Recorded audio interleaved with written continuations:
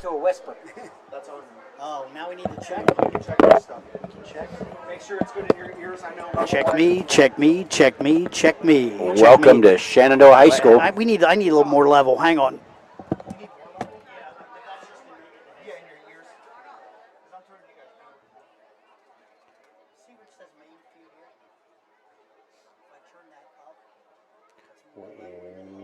Welcome. So if I say I need more level, then that's the one to switch. 2 minutes. Let's see here. Welcome to Shenandoah High School. It's not the main feed. That's the feed back to the headsets. That's what I'm hearing. Okay? So that helps me hear Rich, and Rich hear me. Not that we really want to hear each other that much, but that's kind of the idea. We have to.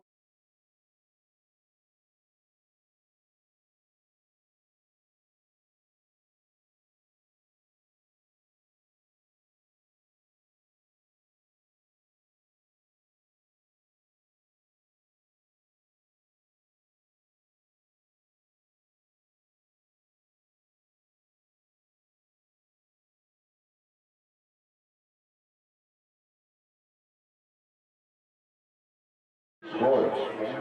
We thank them for their continued support of our student athletes and our programs here at Shenandoah. Their commitment to youth sports makes a real difference in our community. At this time, we ask everyone to please join us in showing our appreciation. Let's give a big round of applause for the future of the Zeps. And Shenandoah Video League athletes, give us a big wave. You can do better. Come on there. Come on, give us a wave. There we go. Future of our Zeps nation.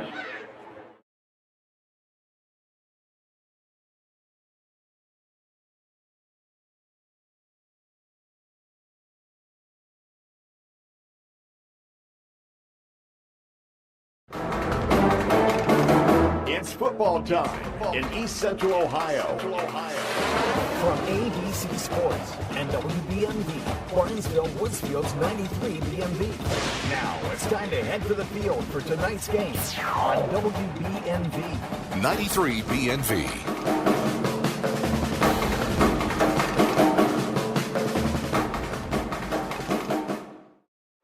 Are you ready for some football? Good evening, ladies and gentlemen. Welcome to Shenandoah High School. Tonight, the Shenandoah Zeps take on the Buckeye Trail Warriors. I'm Bill Cassler. Joining me, Dr. Richard Hall. And Rich, someone going to win a football game tonight. Absolutely, Bill. Both teams coming in winless at 0-3 each. Some tough losses early in the season for both squads. But, yeah, I think this is going to be a good football game. Quite a rivalry game, so to speak. They have a lot of history. This is actually the 44th meeting between Shenandoah and Buckeye Trail in football. Schools very close in proximity, and also they were in the same league for a long time, so there is a lot of history here. No doubt about that, Rich. This game has a lot of meaning otherwise, though. They're kind of neighboring schools, so the border wars, they always meant a little bit more when I was playing, and I know when you were playing the same way, when you've got a neighboring school, it's always a big game. It really is. Coaches and kids, they all know each other. They spend some time together in the off season. They're friends most of the time, and I'll just tell you what, when you know your opponent personally, it's a little more fun at times, and I think we're going to have a good ball game tonight. When you look at these squads on paper, they've had similar things happen to them in terms of injuries and things like that, and some bad luck early in the year. So when you look at this game on paper, I think we could have a really close, contested, good football game. No doubt about it. Talking with both coaches have this game circled as a possible win on the schedule, but not an easy win. Coach Donnie Kearns, I've known him for a long time. His teams always play tough. Haven't known Coach McLean near as long, but I've learned with Coach Mack, his teams are always ready to play as well. Now, last week, the Zeps, I was down here, they ran into a buzzsaw against Waterford. Waterford, probably one of the best teams in Division 7 this year. They're definitely the top D7 team in this area. Tough loss to the Wildcats last week for the Zeps. week before, the Zeps played the Bridgeport Bulldogs. They probably should have won the game. They lost 22-20 on an extra point that was rescued by one of the star quarterback for the Bridgeport Bulldogs. Now, the Warriors, tough week one against the Caldwell Redskins.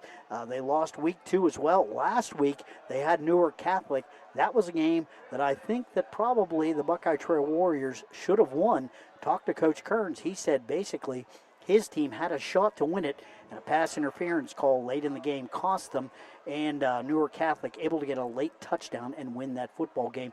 Trail almost had a win. They're hoping to get their number 1 win this week. Yeah, Buckeye Trail really played a lot better offensively last week, putting up 28 points. They had scored 6 in the first 2 games combined prior to last week. So, yeah, they looked a lot better offensively. And for Buckeye Trail, they've really had to make a lot of adjustments. They lost their Division I recruit, junior quarterback Drew McGumphy. Oh, he was a good one. Lost him for the year in a scrimmage against John Glenn with a broken leg.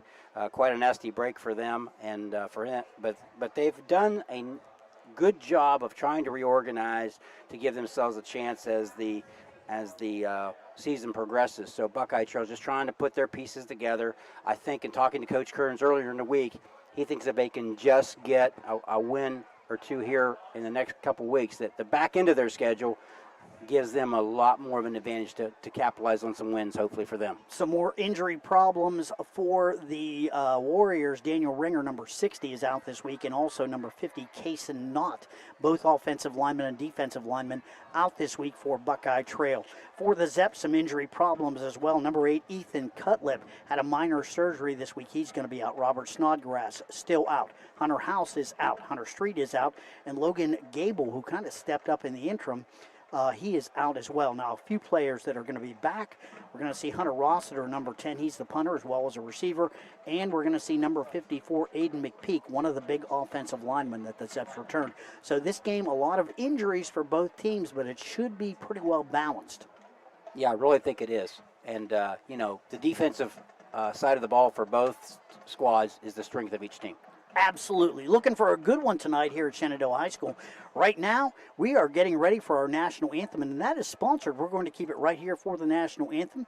The Shenandoah Band will be presenting that, and the national anthem is sponsored by Southeastern Ohio Credit Union. We thank them for their patriotism. We thank them also for sponsoring the national anthem and allowing us to feature the band during this time. So we're going to keep it right here as the band plays the national anthem.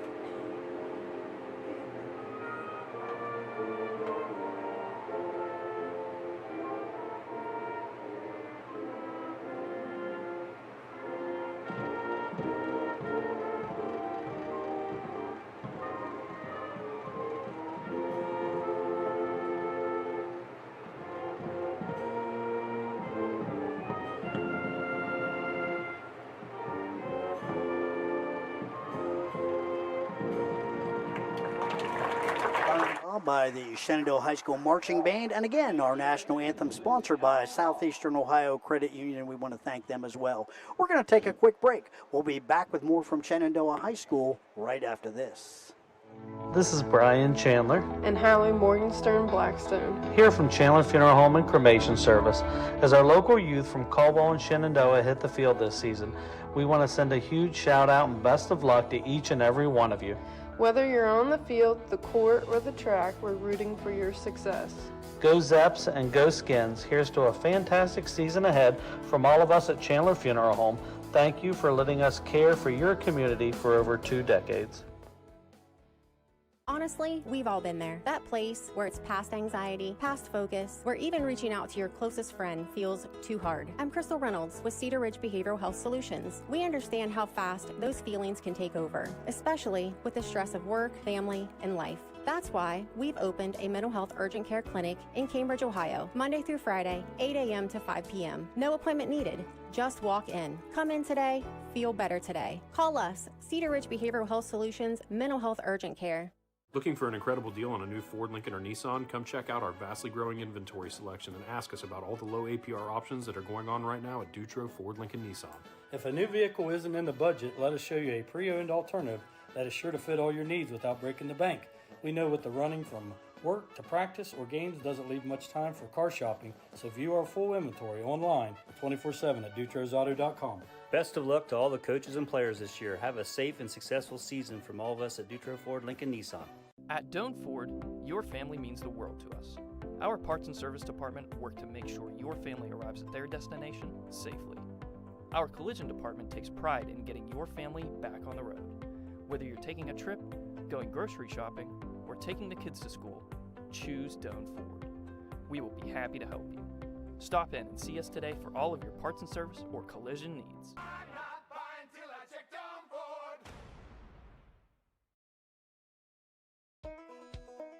Everyone's looking for an encouraging sign in today's economy. The fact is, you'll find one right here in Caldwell at State Farm Sue Snow's office, because State Farm agents like Sue have been here helping people protect the things that matter most.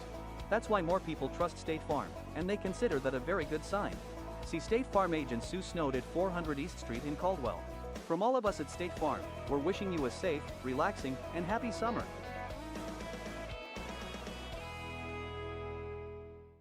School's back. For some, things may feel overwhelming. Allwell is here to help you find a healthy balance. Our behavioral health services can keep your mind on track, while our primary care services can keep your body healthy. Our mission is to help people feel better, think more clearly, make good decisions, and have healthy relationships.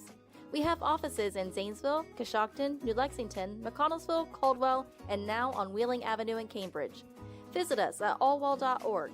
Be well, stay well, all well. High school football from ABC Sports on WBNV, Barnesville, Woodsfield, 93 BNV.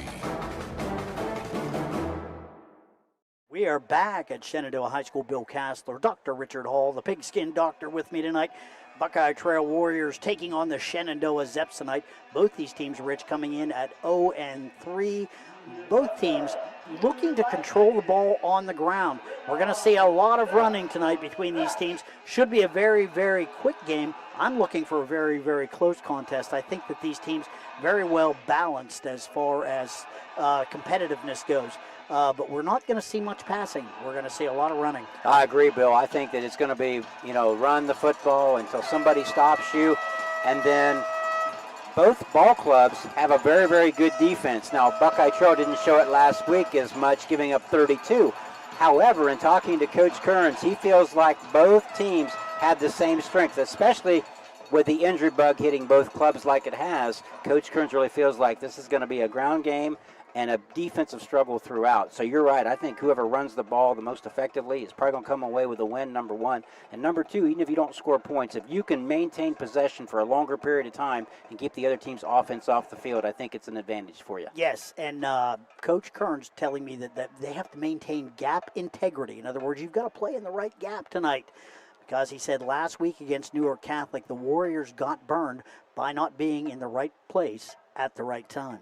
Yes, in Shenandoah, obviously, what Coach Kearns is worried about, they run a speed option, and Buckeye Trail wants to contain that and not let that become big plays on the run. So it's going to be a chess match tonight between the two head coaches and their staffs. Brody Brown, the quarterback for the Zeps, 5', 748 pounds. He's just a sophomore, having a pretty good year already statistically. He can throw the football if he needs to. Yeah, he's had a decent year so far through the air. He's 22 of 52 for 249 yards, and also will carry the ball from time to time. Yes. He has 51 yards on 24 carries. Two main carriers, though, will it'll be Cole Van Fossen, number 32, and number 33, Caden Van Fossen. And yes, they are identical twins, so you'll see a lot of them. Caden a little bit bigger. He's got about 10 pounds on his brother, but they run the same. They're very shifty, both of them, and they can make you miss a tackle. Yeah, Caden Van Fossen coming in with 205 yards on the ground with 37 carries and has a touchdown so far this season, where Cole, his brother that you talked about, has 68 yards on 12 carries. They both do pretty well handling the pigskin.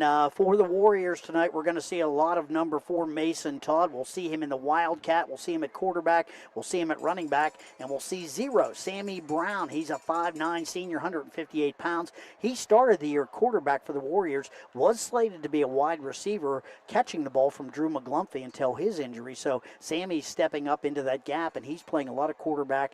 And we'll see him handling the ball quite a bit tonight, as well as number 4, Mason Todd. So Coach Kearns right now kind of running a hodgepodge of offense on the field. Appears that, was it the Warriors who won the toss? They elected to receive. Is that correct, Rich? I believe Shenandoah won the toss and deferred, Bill, deferred. if I'm correct. Okay, I will let you make the call there. Getting ready to kick off for the Zeps. That is number 24 out there, Ethan Stritz. He's a good kicker, so that is an advantage that the Zeps have, although they've had trouble handling on extra points, handling the snaps. So we'll see how this plays out for Shenandoah, but they do have a good kicker, and if they've worked on those snaps, the Zeps should be in pretty good shape here tonight to kick a few extra points. In Division 6, that can be a pretty big thing. Back deep to receive for the Warriors. I'm looking at number 8. That's Trey Yanozik. And also having trouble picking up the number here. That looks like number 2, Lucas Shepard. Is that number 2, or am I? I can't tell from here, Bill. Okay. I can see Ben Shank, number 7, right in front of us, is the up back. I can see that as well. So, oh no, that's number 4. That's Mason Todd back there deep to receive.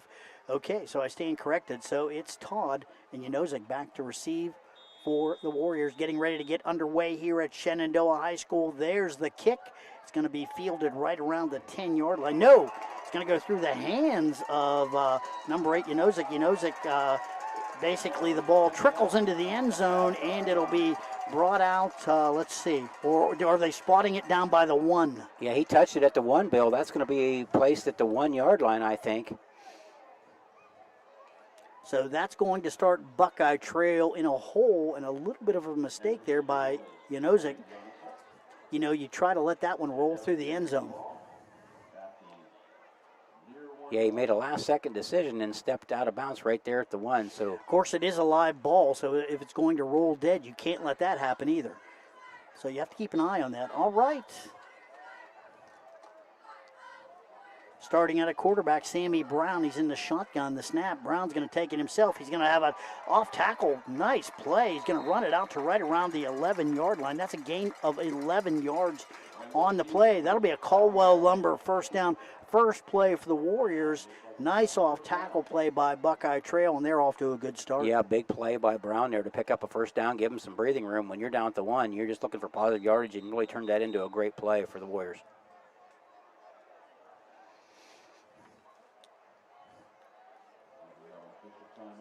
Official timeout. This is interesting. Caldwell Lumber first down. 11:35 left here in the first quarter, and already an official timeout on the field. I'm not sure why. They're not huddling up, but they stopped play. Now they're bringing both teams back. Very quickly. And it's not, I don't know if it's warm enough to warrant a lot of water breaks tonight. It would be a little early for one anyway.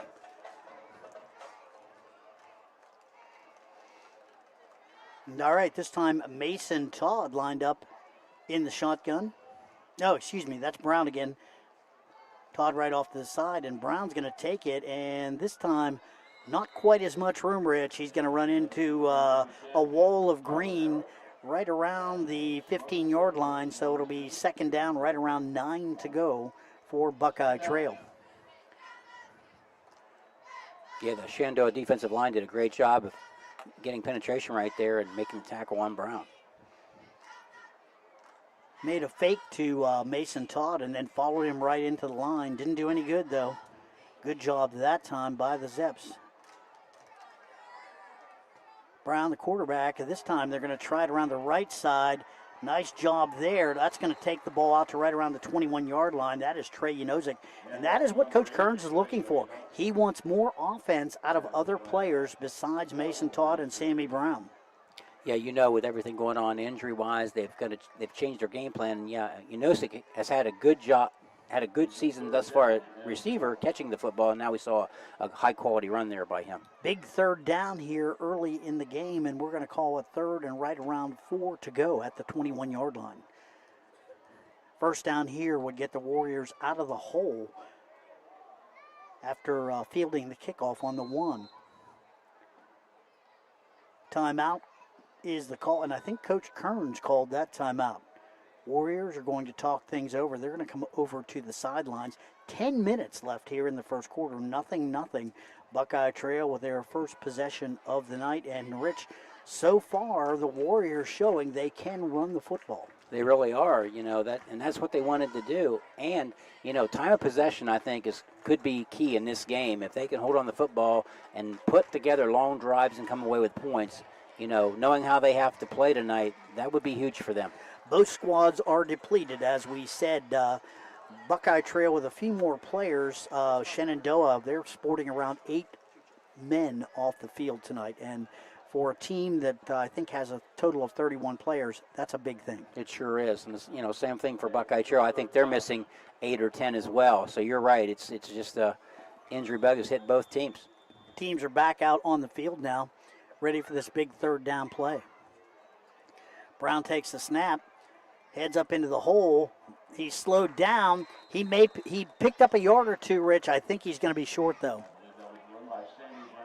They're going to mark him right around the 23-yard line. That's a gain of right around 2 on the play. It'll bring up 4th down. This is definitely a punting situation with 9:42 left here in the first quarter. Clock continues to run. I wouldn't think the Warriors would go for it this early in the game. I wouldn't think so, but you never know, I guess.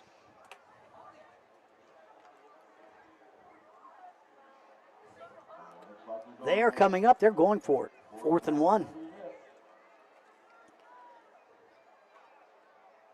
The snap, straight ahead, Brown. He's boy. It's going to be very close. Good job in there, and looked like number 22 in there for the Zeps. That's Josiah Roberts, 5'7", 165-pound senior, and let's see where they're going to mark it.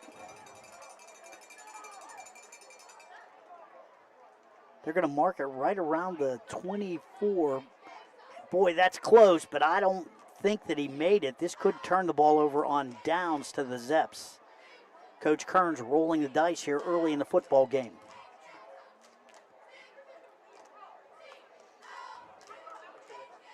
Officials huddling it up. They haven't called for the change yet. They're setting the football, so I think they've awarded possession to the Zeps. I believe you're right, sir, and it looks like, yes, here come the Zeps, and Brody Brown out on the field, number 3, the quarterback, and with him, his running back off to the left side, Caden Van Fossen. Shotgun formation here for the Zeps. They've got the ball in great shape at the Warriors' 24-yard line. Here's Brown. Penetration by the Warriors. Brown makes 2 guys miss, but he's going to lose right around 3 yards on the play. Great job by the Buckeye Trail defense. A loss of 2 on the play for Brody Brown. Good penetration that time by the defensive line of the Warriors.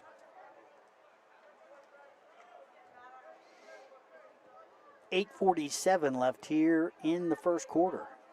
Zeps with the ball on the Buckeye Trail, 26. The snap, it's low. Van Fossen's got it. He's going to run through up to right around the 24, maybe the 24 and a half. Nice stop there by the Warriors. So that's going to make it third down. Looks like right around 11 to go here, Rich. And you've got to reach into your bag of tricks and come up with a good play here. This is definitely 4-down territory for the Zeps. Oh, no question. You might see it put it through the air here, knowing it's a two-down option here. So far, Snap. Brown with a throw. He overthrows his intended target. There's number 5, Jamison Archer, the tight end. Archer can't come down with it. I think he got a hand on it, but he did not pull the ball in. So 8 minutes left here in the first. 4th down, right around 12 to go for the Zeps. No doubt about it. They're going to go for it this time. Like the call. I actually like Coach Kearns going for it on 4th down. Trying to give his offense a shot of confidence. Good job by the Zeps to stop that attempt, though. Well, like we said coming in, the strength of both teams is the defense. Brown in the shotgun formation. There's the snap. He's back. It's going to be a screen right up the middle. Archer's got it. He's going to get that first down. He's inside the 5. They're going to bring him down right around the 2. Great call, Coach Mack. That's going to be a Caldwell Lumber first down, and boy, just like that, the Zeps are in the J&M Electric red zone. In fact, they're at the 2-yard line, so they're pretty close to a touchdown. Caldwell Lumber first down for the Zeps at the Warriors 2-yard line. Brody Brown, the quarterback, in shotgun formation. Van Fossen on his right side this time. The snap. Brown fakes, turns. He's going to be pulled down. That's going to be a 2-yard loss. Great job there. Number 72, Bucky Johnson, in all over that. Johnson is a huge man. He got great penetration, and he pulled Brown down with one hand. Yeah, great defensive play by the Warriors. Brown, 6'3", 257 pounds. He's not small. Under 7 minutes now. Brown in the shotgun, the snap. He's going to try it again. Turns the corner. He's in. Touchdown, Zeps. Brody Brown for the score. So Shenandoah draws first blood. 6:50 left here in the first quarter. 6-0 Zeps.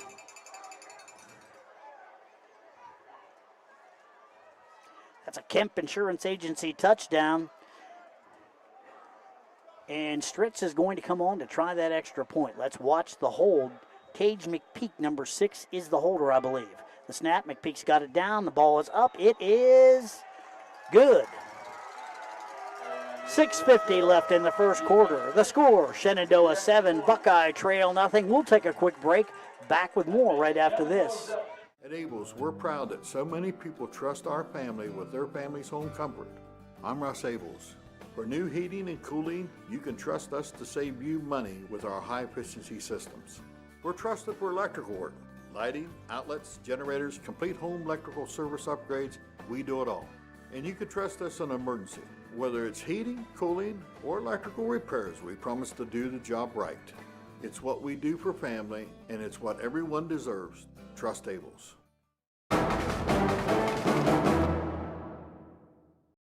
Bill Cassler, Dr. Richard Hall back with you here at Shenandoah High School. Zeps jumping out to a 7-0 lead on the Warriors. Turnover on downs, and the Zeps take advantage. Big pass play late in that series on that 4th down from right around the 22, Rich. Boy, great play by Shenandoah. Sure was. The 22-yard completion really set him up for the touchdown there. So Archer with yards after catch, too. Great job by Jamison Archer. Here come the Zeps. Stritz will kick it off now for Shenandoah. Back deep to receive. That's number 8, Trey Yanozik, and he's got the football at the 20, the 25. Turning, spinning, he runs into some Zeps. He's going to be brought down right around the 27-yard line. 1st and 10 there for the Warriors. So much better starting field position for Buckeye Trail. They're now down 7-0.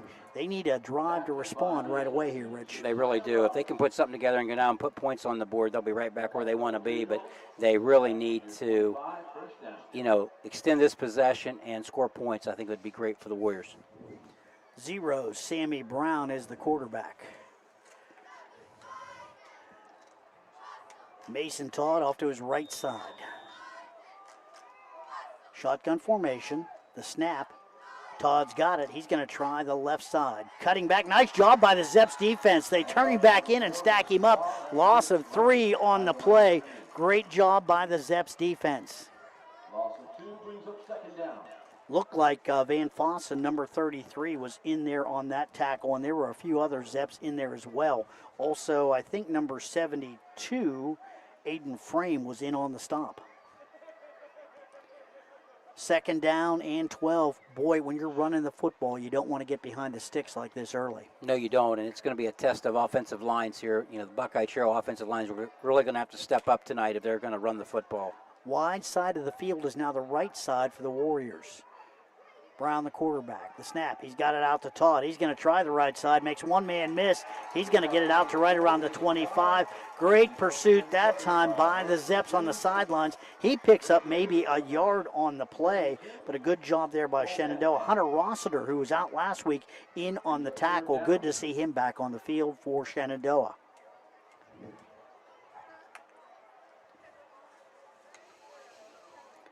Third down, right around 12 to go for the Warriors, who have started a little slow here. First play, they had some good success. They really 10 yards on the first play. They haven't done much since that time.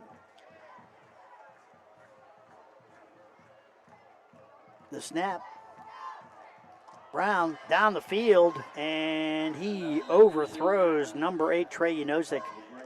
And that's going to bring up 4th down. This time it's a definite punting situation for the Warriors, and I think we'll see the ball. We do have a sideline warning on the Zeps. The official near us threw the flag and gave the signal for the sideline warning, but there's no penalty for that for the first one. So, looks like Mason Todd is the punter for Buckeye Trail. Back deep to receive for the Zeps. That's number 6, Tage McPeak. Single receiver. Oh, that's a short punt. And it's going to take a nice Buckeye Trail roll across the 50 and roll out right around the 46-yard line of the Zeps. Shenandoah will have it there, 1st and 10. Warriors defense set to come on the field. Zeps offense ready to come on as well. 5 minutes left in the first quarter. 7-0 Shenandoah. And so far, the Zeps, with one big play, have the lead. Sure have. But on this punt here, Bill, the interesting thing there, great break for the Warriors on the roll. And if you're Shenandoah, great break at not hitting somebody, because that punt came off there and could have hit a Zep player. It didn't, so Zeps have possession. But you're right, one big pass play of 22 yards led to the 3-yard touchdown. And Zeps are ahead 7-0. Has been a defensive struggle so far. All right. Trips out to the right. Brown, the quarterback, in shotgun formation. He's back. He's looking. Going to get the ball out. Nice catch there by Van Fossen. He's going to lose 2 yards on the play. Great job out there by number 7. That is Ben Shank. Nice tackle. 5'10", 179-pound safety up there with the stop, and that's going to be a loss of right around 2 on the play, Rich. 2nd down and 12 for the Zeps now. Some good defense by Buckeye Trail. Yeah, it really was right there. Good play by the Warriors. Great job by Caden Van Fossen to pull that football in. That pass was a little long. Brown with the ball now. Shotgun formation. He's going to try the left side. Nothing doing. Flag comes flying in. Tackle in there by, looked like number 32 for the Warriors. That's Cason Dennis. Tackle by number 10, Tyler Harrell. Tyler Harrell in there on the tackle as well. And let's see what the flag is all about. Holding against the Zeps. And they're going to mark that off, so that's going to bring the ball back to right around the Shenandoah 39-yard line. Warriors do get the down over, but it'll be 2nd down. Looks like right around 22 to go, Rich. So can't put yourself in a hole with a penalty, particularly when you're a running football team. No, especially when you are a running football team like you said, and really compromised field position right there. Look for Buckeye Trail to put a heavy pass rush here on Brown. He can throw the ball. The snap, the give. Van Fossen's got it, and he is not going anywhere. Great job in there. It looked like one of the interior linemen, number 64, Simon Taflin, in there first, but a host of other Warriors in there on the play. It could have been number 65. Let's see. That'd be Aiden Emerson.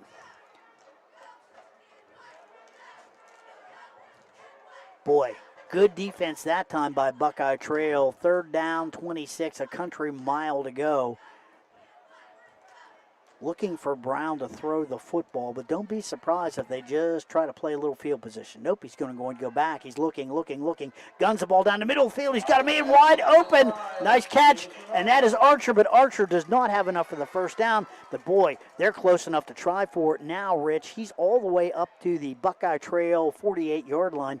That's going to make it 4th down right around, looks like 4 to go. They may give this a shot here.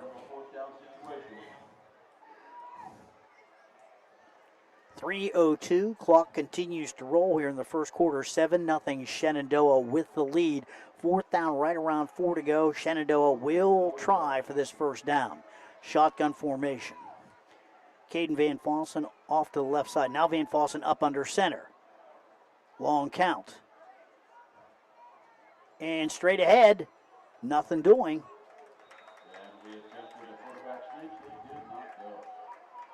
Boy. Archer in there. Let's see. Oh, he comes out limping a little bit, but he's under his own power. So Jamison Archer's okay. That's going to turn the ball over on down. So Buckeye Trail now in good shape. They've got the ball 1st and 10 on their own 48-yard line. 2:34 left here in the first quarter. 7-0 Shenandoah. I was a little surprised at that play, Bill. I think the intent was try to get the Warriors to jump off sides. I think so. And then when they didn't, they ran the play anyway, but just didn't get anything out of it. Sometimes you can catch a football team sleeping if you run a real long count and just snap the ball and run straight ahead. But nothing doing that time. Warriors were prepared, and Brown, the quarterback for Buckeye Trail, as the Warriors have the football. Brown, the give to Todd. He'll try the left side. Archer's in there, loss of 1 on the play. Again, great penetration by the Zeps. Looked like Jamison Archer was in there again. He's already having a career night. He really is. He has stepped up tonight for the Zeps. Playing the inside linebacker spot. And has been a great asset to them on offense. 2nd down and 11 now for Buckeye Trail. Brown gets the play in from number 7, Ben Shank. Shotgun formation. Brown, the quarterback.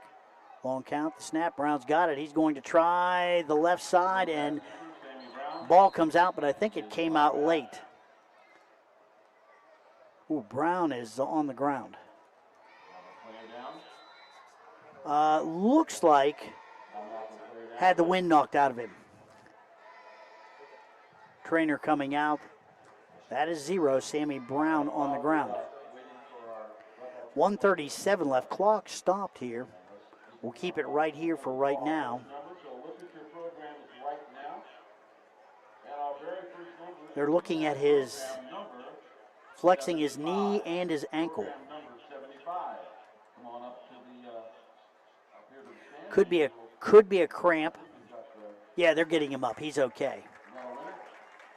Little bit gimpy, but they're headed for the sidelines with Sammy Brown. That'll probably put Mason Todd in the shotgun formation.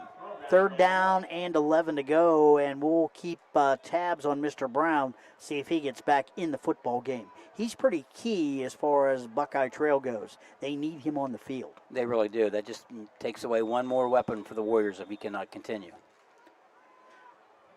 Mason Todd in the shotgun formation now. The snap, he's going to try the right side. Todd, the 45. He's going to take it out to the 50. He's drugged down there. In there on the tackle, that is number 10. That is Hunter Rossiter for the Zeps.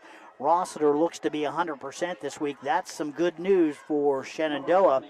McPeak is headed back deep to receive the punt as it's 4th down, right around 8 to go. A nice gain that time by number 4, Mason Todd, but it wasn't enough, Rich. Todd, the punter. Snap. He's got it up. This is a better punt. Fair catch by McPeak, and he'll take it on the 15-yard line. 1st and 10 there for the Zeps.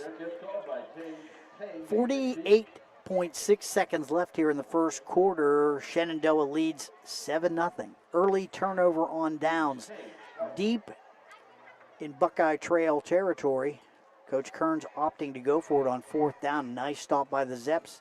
22-yard screen pass right up the middle on 4th down. Got him the first down, got him inside the 2, and they took it in from there. So Shenandoah has the lead. Brody Brown taking it in from 2 yards out. Brown right now back in at quarterback.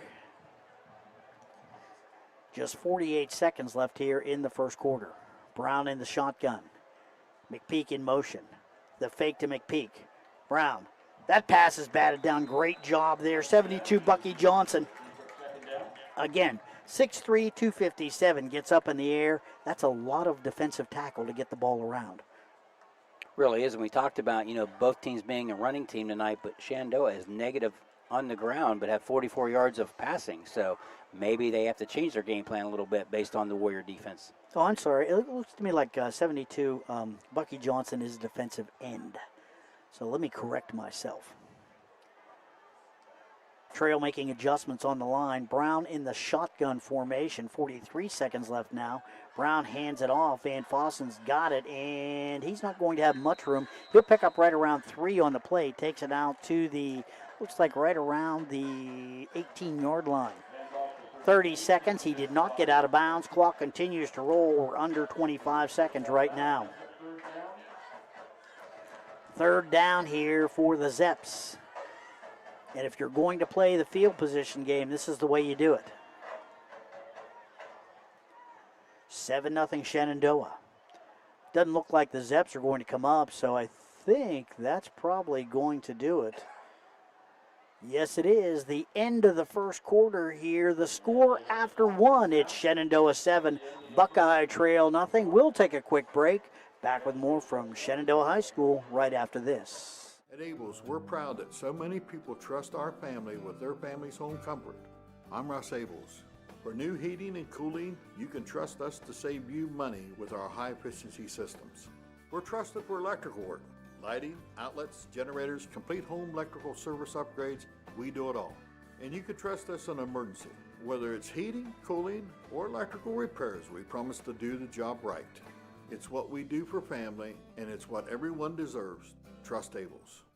It's that time of year again. Football season is upon us. Hey, Mark Kelly here with Bicon Services, wishing all our local teams a great and successful year. As your premier commercial building contractor, Bicon Services is ready to tackle everything from small facility renovations to large industrial expansions. We're here to handle all your commercial and industrial needs under one roof. So while you're out there scoring the winning touchdown, let us work on making your next commercial project a success. Bicon Services, building the future one project at a time.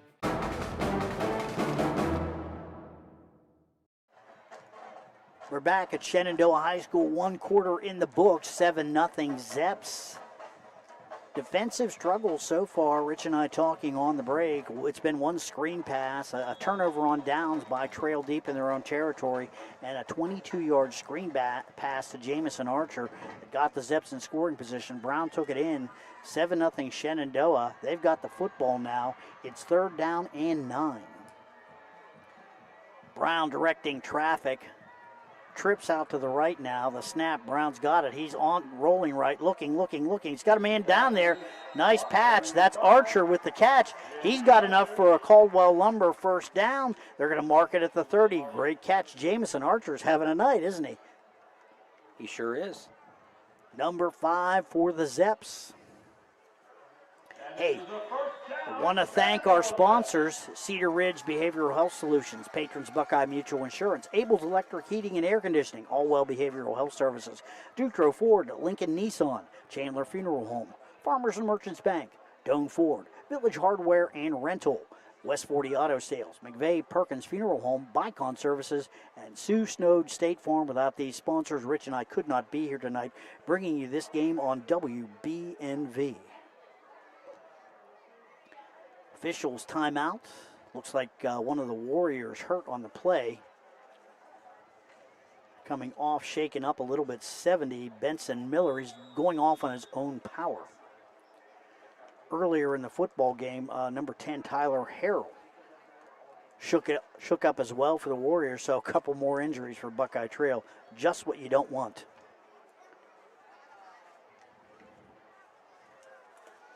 Shotgun formation for Shenandoah, 1st and 10.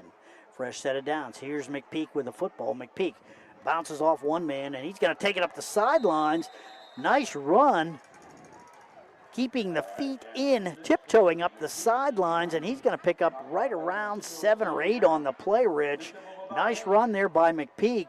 Boy, I didn't think he was going to get a yard, and he managed to get to the sidelines and just tight-roped up there on the Shenandoah sideline, and great job. That's going to bring up a 2nd down and 3 to go for the Zeps.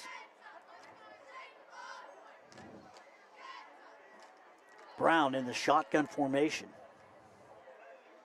Long count, the snap, the fake. Brown's got it. He's going to get it outside. McPeak's got it again. He's going to take it up past the 40, up to the 45-yard line of Shenandoah.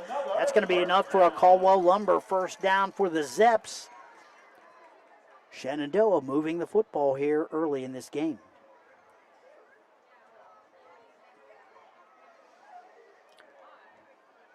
Looks like, Rich, the Zeps are going to a little bit of trickery. Yeah, they're going to throw the football a little bit. And they're they're using the sidelines pretty effectively.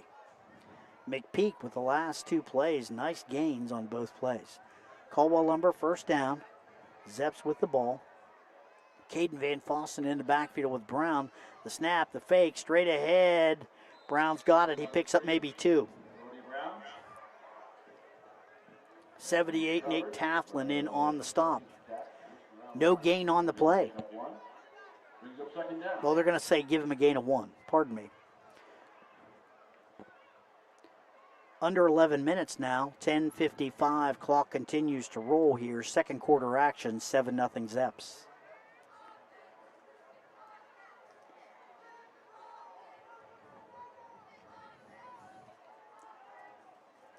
Shotgun formation again for Shenandoah.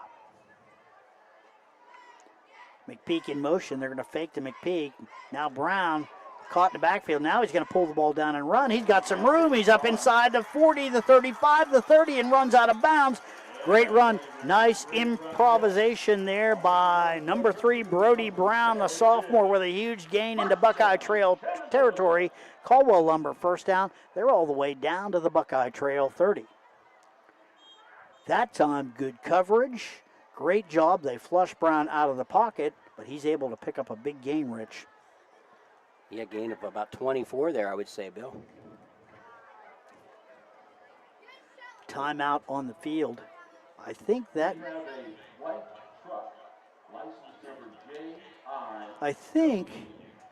may have been Coach Kearns calling a timeout, trying to get his defense adjusted a little bit. Yeah, Brody Brown, longest run of the night for 24 yards. That's the first hint of a huge running play by either team tonight. And it wasn't a planned run. I think they were looking to throw the football, and I think good pressure by the Warriors, but Brown breaks contain, picks up big yardage. And one thing we talked about in pregame that Coach Kearns was worried about was containment, and it broke down right there. And, Brown, great run for the big gain for the 1st down for the Zeps at the 30. 7-0 Shenandoah. Zeps with a big Caldwell Lumber 1st down. Boy, right now, it sure does look like Shenandoah is headed for the J&M Electric red zone. 1st and 10 Zeps. Brody Brown in the shotgun formation. Caden Van Fossen on his right side. Twins right, twins left. The snap. Brown's got it. He's back. He's looking, got some time. Now he's rolling right, looking. He's going to lob the ball up the sidelines. Coming back for it is McPeak. But I think that time Brown realized he had nothing going on that play and just threw the ball out of bounds. Smart for a sophomore. Yeah, he's doing a nice job at quarterback tonight for the Zeps. Has had good poise, hasn't made any mistakes. Nice job so far. This is just his 4th game really at the position. So, and as a sophomore, Shenandoah fans have a lot to look forward to with Brody Brown.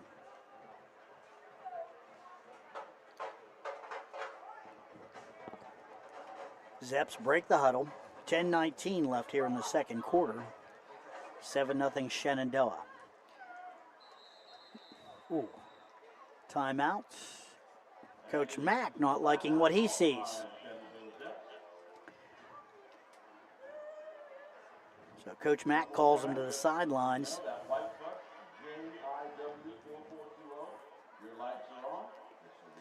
Yeah, he saw something. The Zeps had a man in motion, and then just as the play started to unfold before the snap, Coach decided to make a quick timeout here. Well, you can't take them with you. That's true. Once halftime hits, you may as well use them. Coach Mack, though, has to be happy with what he's seeing right now on the field. Zeps have been able to move the ball. Coach Kearns, on the other hand, his Warriors not able to move the football so far. Great pressure put on the Warriors by the Zeps defense. A lot of penetration. Buckeye Trail not able to get that run game going. That's exactly right. You're right. If you're the Zeps, you're happy with how this has unfolded. You're happy with your field position thus far. We're at the 30. I think that was a good timeout by him if they were disorganized. You don't want to run a bad play here when you look at their field position they currently have. All right, second down right around 10. Jamison Archer's had a big night so far. He's number 5. He's in a tight end. Brown in the shotgun formation. Brown's back. Over the middle, and there he is. Jamison, he's going to grab that football. Jamison Archer grabs it. He's going to be brought down right around the 25-yard line. He continues to have a big night. It's going to be third down, let's say right around 4 to go, Rich. So Archer with that nice little pass over the middle by Brown, and they're looking for the tight end. They really are, and he's having a big night. 4 receptions so far for 58 yards, Bill. 9:50, clock continues to roll. This is definitely 4-down territory as the Zeps are down to the Warrior 25-yard line. The snap, the fake. They throw it over the middle, looking for Archer again. That time it looked like number 7 in there on the coverage, Ben Shank for the Warriors. Archer tried to dive, couldn't come up with a football. So it'll be 4th down right around 5 now for the Zeps. This is a big down here for the Warriors. They can't afford to give up any more points. No, they need to get their defense off the field and get the offense back out there of your Buckeye Trail. Warriors need a stop. Zeps need 5. Here we go. 9:38 left in the second quarter. Brown's back. He's looking. Now they're forcing him up. Now he sees an opening. He's going to run the football. He has room. He's got the first down. He's going to run out of bounds right around the 15-yard line. Again, a little improv by Brody Brown, and the Zeps have a Caldwell Lumber first down. Yeah, pickup of 10 right there. Brody Brown, after a sluggish start, has 34 yards rushing. Well, he's done it, though. I mean, great coverage by the Warriors, okay? Basically, this is a coverage problem. The Warriors had good coverage. Nobody was open. Brown looking, can't find anybody. Pulls the ball down, finds an opening, got that first down. So now, in the J&M Electric red zone are the Zeps. They've got a 7-0 lead and the ball down to the 15-yard line. Brown pitches it out. Van Fossen's got it. That's going to be a loss of 3. Shank is in there, number 7 with the tackle, and Van Fossen cannot get on track. They have been all over him tonight. Warriors have been well prepared for the Zeps running game. They're having trouble when Brody Brown passes the ball. Yeah, well, and they're containing everyone except Brody Brown on the run. Like you said, the coverage is outstanding down the field, but they're having trouble with containment. Caden Van Fossen, 4 carries, -1 yard, so the Warriors are doing their job with him. Well, the other player that's hurting the Warriors is number 5, Jamison Archer. Second down, right around 15 to go. Here comes Van Fossen again, and nothing doing. They're waiting for number 33. He may have picked up a yard on the play, Rich. I don't think much further than that. Look like the bedrock of the Buckeye Trail defense in there. Number 78, Nate Taflin. And Nate is, he's a big boy. 6'3", 325 pounds. Right in there at nose tackle. If I'm the center, I don't want to look up and see Nate looking at me. 8:15, 7-0 Zeps. They've got the football. They're in the J&M Electric red zone. Here's Brown back, looking. He's got pressure. He's flushed. Now there's a call, and now there's a flag in the middle of the field. Brown's going to take it down inside the 5, and he's into the end zone. I think this is coming back. I think there's a hold. Yeah, when you look at where the flag came from, it looks like that's going to be the area that they typically call holding. Big break for the Warriors. That is what the call is, and I'm not sure. I think Buckeye Trail recognized, but you can't really let down. Boy, you need to make those tackles. Brody Brown took it into the end zone, but 8 minutes left, and that's going to cost the Warriors 10 from the spot of the foul, so that'll move the ball back to right around the 26-yard line. So it'll be 3rd down and 22 to go for Buckeye Trail. They've got 2 downs to make 22 yards. Yeah, big break for the Warrior defense there on that penalty, or that would have been a touchdown for the Zeps. Brown in the shotgun formation. The snap, he's back, he's looking. Over the middle, he's got a man wide open down there. Nice job, that is number 6, Tage McPeak in for the touchdown. Surgeon Construction touchdown, Tage McPeak. 13-0 Shenandoah, 7:52 left here in the second, and wow, great play that time by Brody Brown. He had time and found a receiver wide open down right around the 7-yard line, Rich. Yeah, 27-yard touchdown pass by Brody Brown. Gives him 87 yards through the air tonight here in the first half. Stritz the kicker, McPeak the holder. The snap, it's down, it's up, it is good. The score, 7:52 left in the second quarter. Shenandoah 14, Buckeye Trail nothing. We'll take a break. Back with more right after this. Doan Ford is your destination for the ultimate Ford experience. Discover the thrill of the open road in a brand new Ford vehicle. Experience cutting-edge technology and safety features designed with you in mind. Whether it's the versatile Ford Escape SUV, the powerful Ford F-150, or the stylish Ford Bronco, you'll drive away with confidence, knowing you've made the right choice. Quality, service, and trust. That's the Doan Ford experience.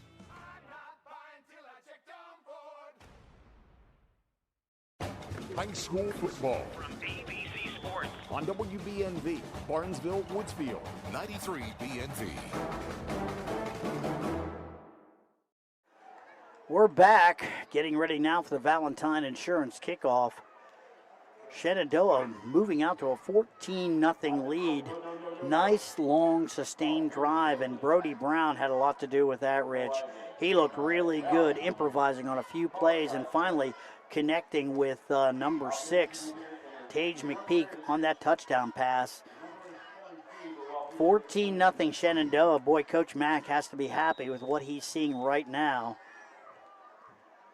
Here's the kick. It's going to be a short kickoff. Janosik fields it right around the 15, the 20, the 25, and he's brought down right around the 27-yard line.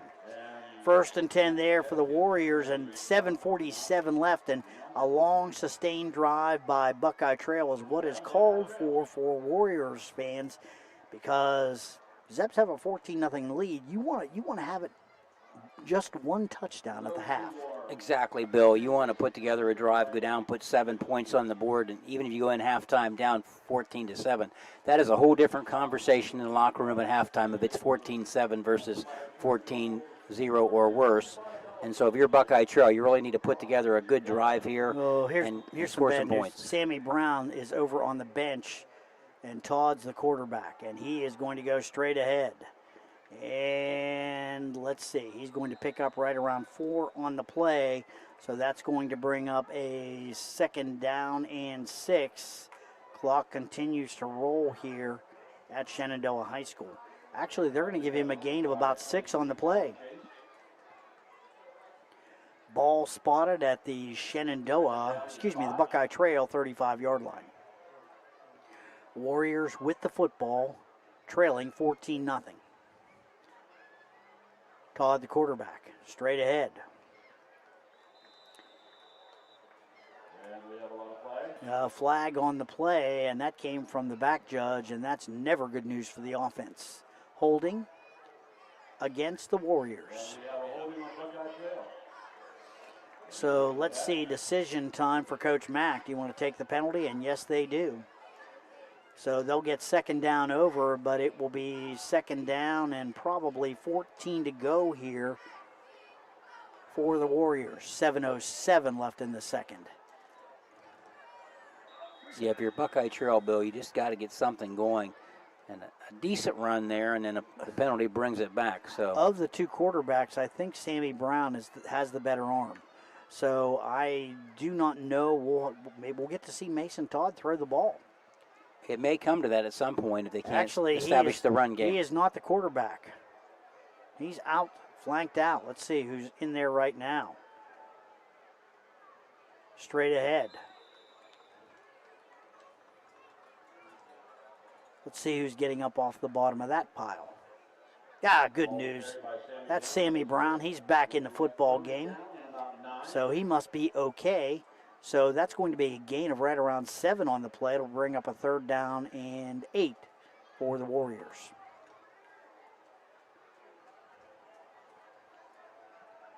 Brown in at quarterback again. Shotgun formation.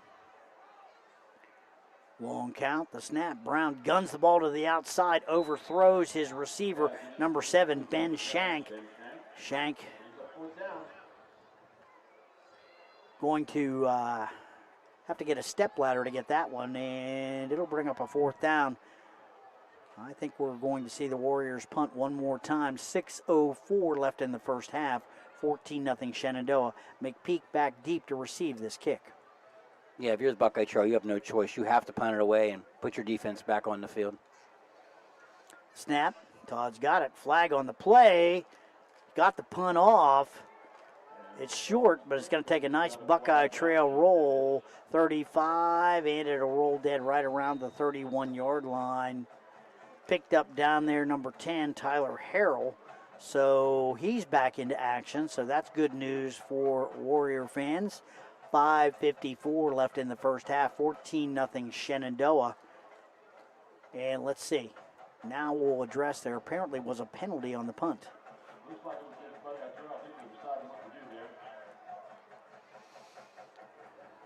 See what the call is.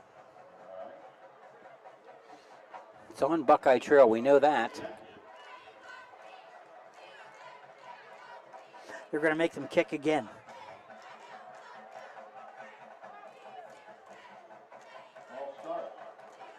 False start on Buckeye Trail. So now they're going to decline it.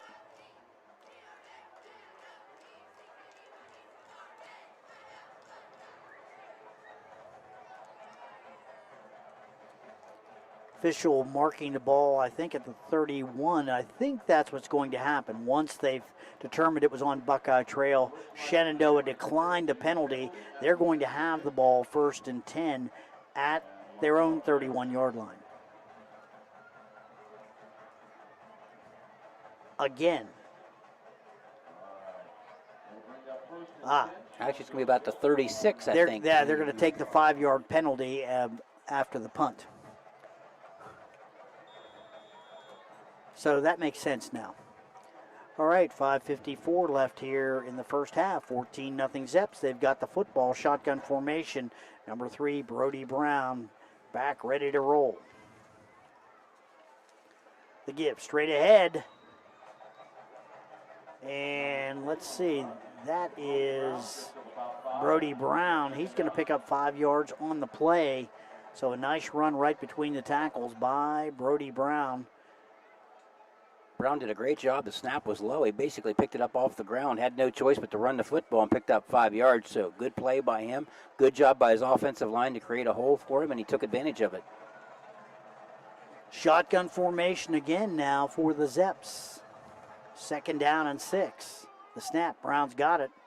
Looking, now guns the ball out to McPeak. And Ben Shank is right down there. That's going to be a loss of 2 as McPeak gathers the football in, but he can't go anywhere. 3rd down now, and 6 to go for the Warriors. Under 5 minutes now left in the first half.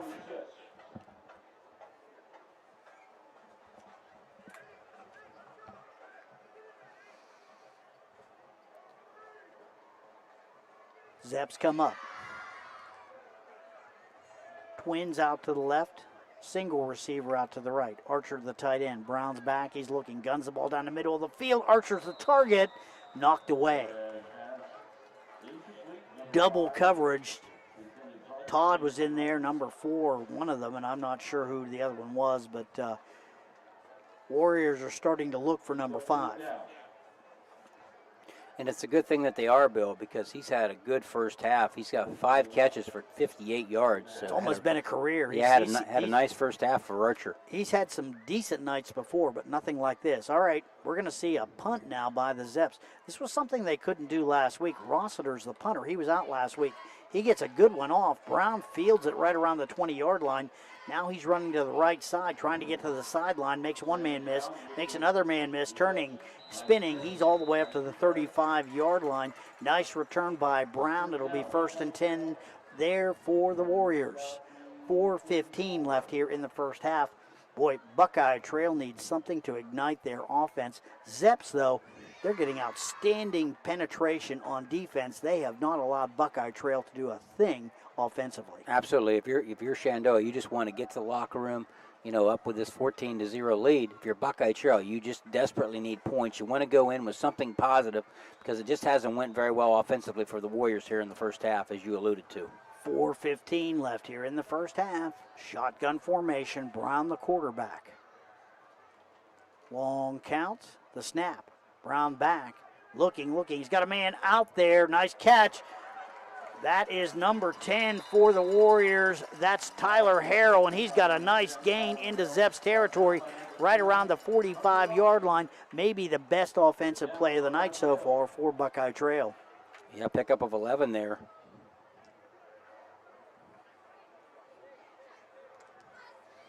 All right, Caldwell Lumber first down for the Warriors. Is that the first completion of the night for Buckeye Trail? It is the second. Okay. One for 1 yard and that one for 11 for a total of 12 yards. Brown, the quarterback, in shotgun. He's back. He's looking, rolling now.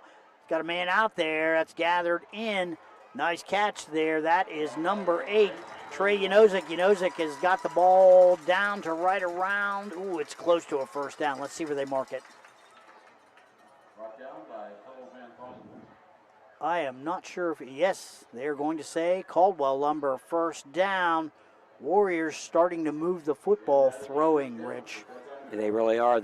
They've went away from the run that the Zeps have taken away. 2 straight completions there for Buckeye Trail. So we see some offense happening for the Warriors, which is a great thing for them.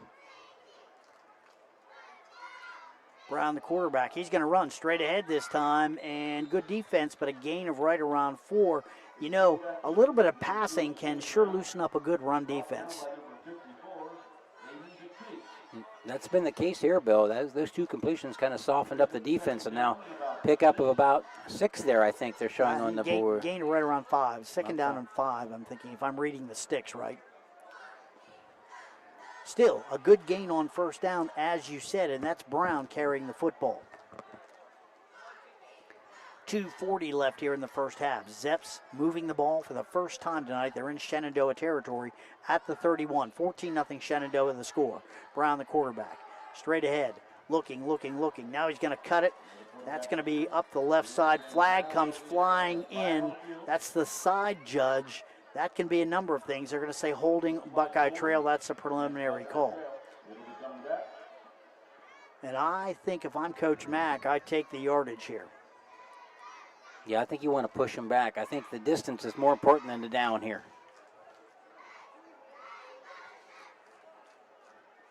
They are going to march it back, spot of the foul. That's going to take it to the 41-yard line. So it'll be second down, right around 17 to go now.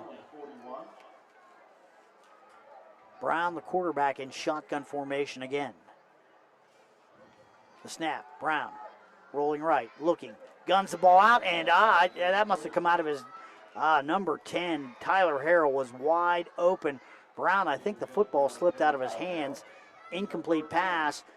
Clock stops. 2:09 left here in the second quarter. That's going to bring up a third down and a real long 15 to go for the Warriors. Although I would have to say I think Buckeye Trail's definitely in 4-down territory. No question about that. Warriors come up. Brown, the quarterback. Long count, shotgun formation, the snap.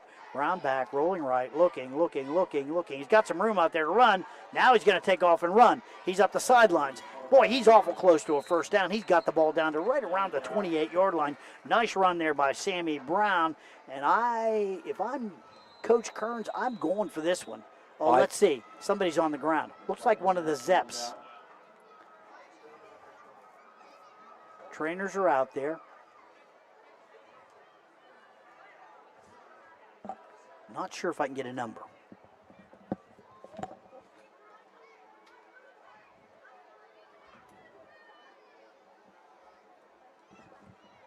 Pick up about 11 yards right there. So Sammy Brown on the ground has 38. That hesitation, Bill, looking for a receiver. I'm not sure if it's Brown. I'm not sure. It looks like it's one of the Zeps. And I think that it's I'm not sure. The player has not sat up. I am not sure if it's a leg or just had the wind knocked out of him. It's going to bring up a 4th down right around 3 to go. There's no doubt in my mind Coach Kearns will go for this. No, with Sammy Brown making up 11-yard gain right there, I think puts him in great shape at 4th and 1 to go for it. Just hope the Zep player is okay. It looks like in getting up and coming off under 55, Gerald Ray. And he is up. He's a little gimpy, but he's coming off the field under his own power, so that's always a good sign. Probably we'll see him back here in the second half. Boy, Shenandoah cannot afford too many more injuries, Rich. Neither can Buckeye Trail. No, they're both teams are very depleted with players, and they just don't need any more. All right, and both teams have basically this amounted to a good timeout. So both teams coming back out onto the field. Warriors looking for that Caldwell Lumber first down. Brown, the quarterback, shotgun formation, the snap straight ahead by Brown. He's got the first down. He's going to take it down to right around the 23-yard line. Caldwell Lumber, first down for the Warriors. 1:43 left here in the first half. And the Warriors have a fresh set of downs. That's a big run there. Buckeye Trail starting to get their offense in gear a little bit. This is the first time they've been able to put a dent in that Shenandoah defense. Boy, they really are. That last play before the injury, when the containment broke down because that was going to be a pass play, and then Sammy Brown did a great job. Picked up 11 yards with it. Had all kinds of room over there, and it took him. But, boy, once he made up his mind to run, he took off. All right, Caldwell Lumber first down. Brown rolling, looking, got a man. Is that picked? No, they're going to say that's incomplete. Boy, the ball skipped in off the ground. One of the Zeps down there, it looked like that was that number 4 for Shenandoah, Hunter McCollum. He almost had a pick, but couldn't come up with it. Well, if you're Buckeye Trail, boy, did you dodge a... Might have been Van Fossen. It was 33 Van Fossen. But if you're Buckeye Trail, boy, did you dodge a disaster right there. Second and 10, but it sure does beat the ball going over if you're Buckeye Trail. Great job that time by the Zeps defense. And they're approaching the J&M Electric red zone. The snap, straight ahead, Brown. Makes one man miss and keeps running, keeps those legs moving. He's going to have a gain of right around 6 on the play. So that'll bring up a third down.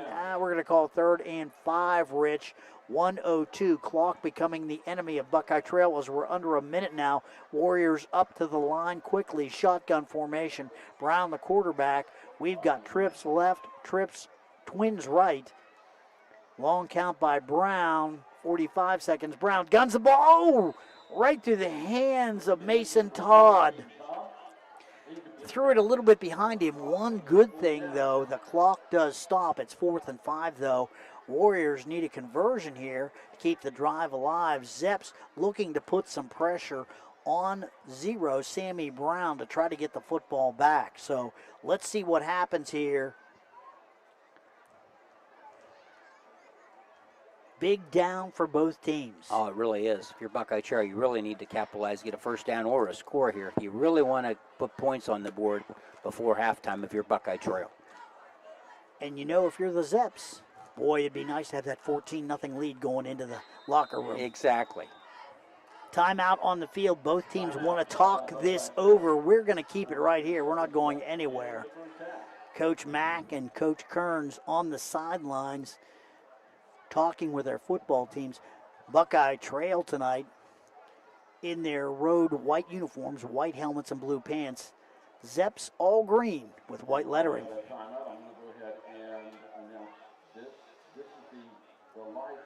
We have seen lots of injuries for both these football teams. Few players down tonight, but for the most part, I think most of them have been able to get back into action. So that's a good thing. We're almost to the midway point of the season. It's hard to believe it's week 4. It is. Unbelievable. I've always said that football season are the fastest 10 Fridays of the year. No doubt about it. Hey, let's thank our sponsors here while we've got this quick break.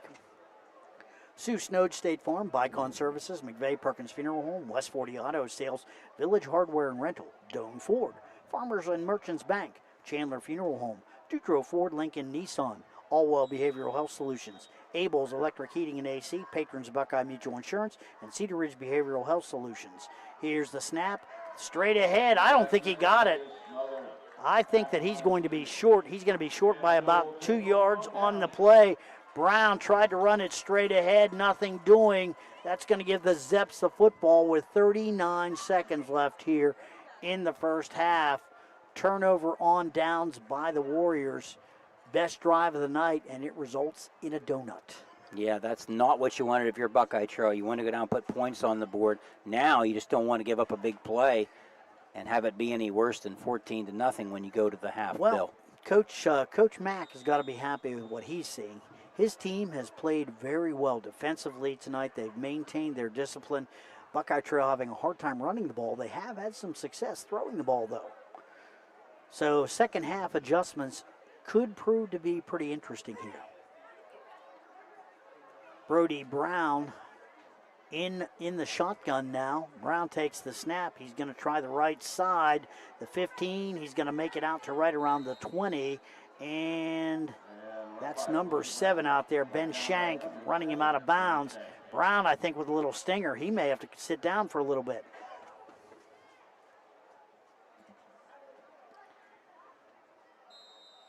I'm not sure. He's holding his wrist or his hand. So I think Tage McPeak may be the backup, number 6. So clock rolling now, under 30 seconds to go before halftime. Brown, trainers are looking at him right now. He's wincing, but he's shaking that wrist. I think he's going to be okay.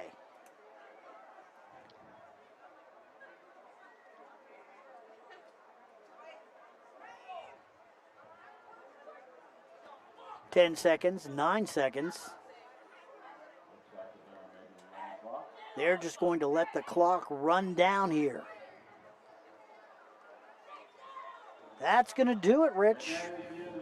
We've got one half in the books. The score after 2 quarters of play, it's Shenandoah 14, Buckeye Trail nothing.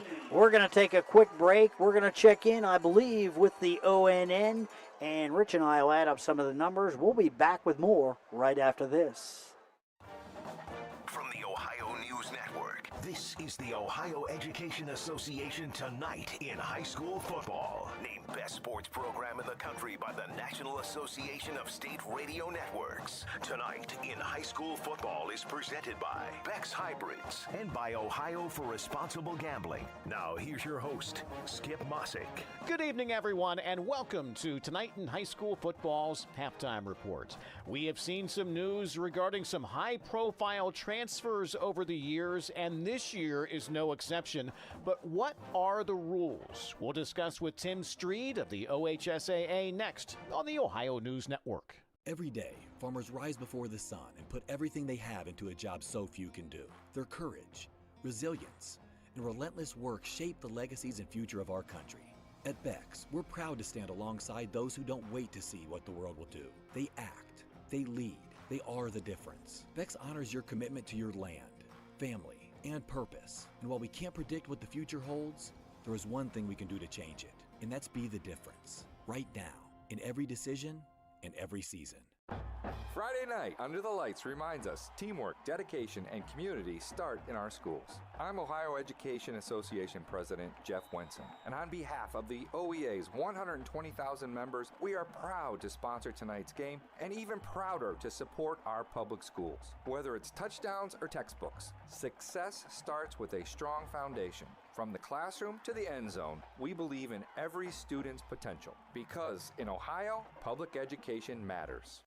This is Tonight in High School Football on the Ohio News Network. Once again, here's Skip Mossick. We are presented by Beck's Hybrids at Beck's. They are and will remain farmers at heart. And welcome back, everyone. Halftime of your game. We are joined this evening by Tim Streed, Director of Information Services with the Ohio High School Athletic Association. And Tim, we will occasionally hear stories about high school transfers. There are obviously rules in place to keep an eye on things in regards to the transfer of high school athletes.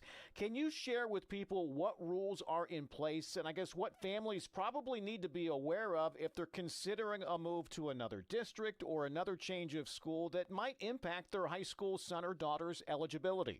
Sure. Hey, Skip, great to be with you again. Thanks for having me on. And you're right that, transfers are definitely in the news again, especially right now, and it's such a prominent part of college sports now. It's much more prominent at the college level, but certainly there are always a number of transfers at the high school level too. The most common transfer, of course, is family moves from town A to town B. That's the most common one, and almost all of those are approved. But there are, of course, a number that do not get approved, and the ones that don't get approved are when the transfer was for athletic purposes.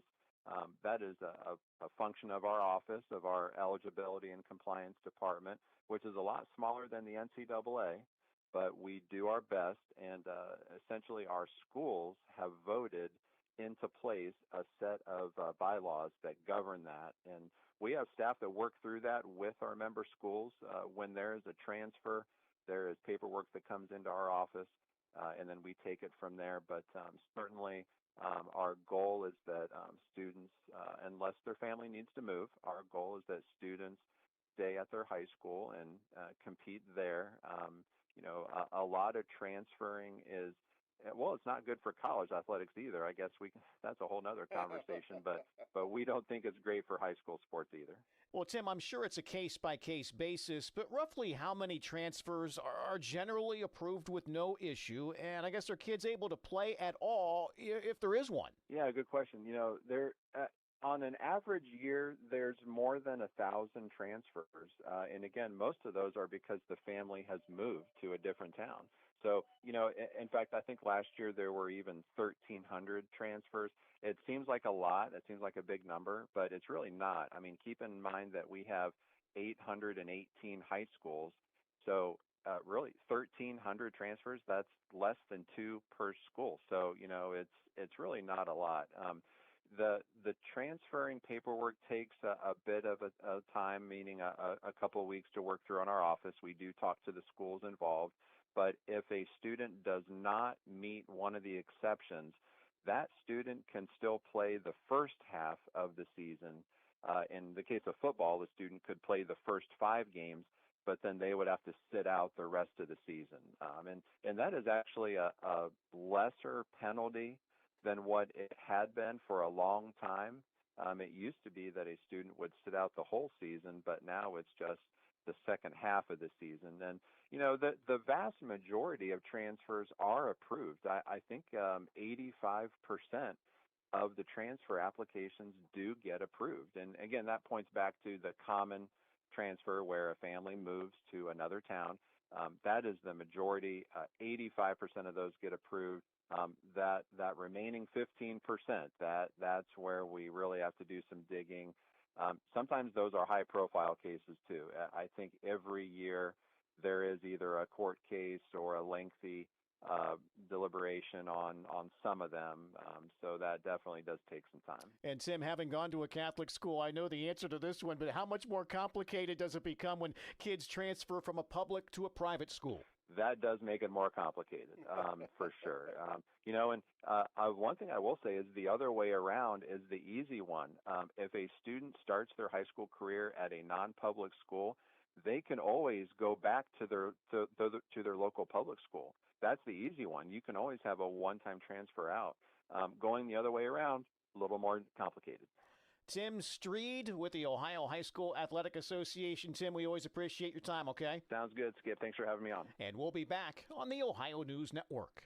Bex recognizes this week's player with heart, Christopher Kinsey from Cardington Lincoln High School, for his commitment and passion on the field and within the farming community. I mean, I've been playing with these kids since I was in 5th grade, so you kind of build like a brotherhood and like the camaraderie that you have, not just about the game, just like kind of life itself, responsibility, knowing where to be. Resilience is a big one too. I feel like I've gained from it. Lessons in football, lessons in FFA.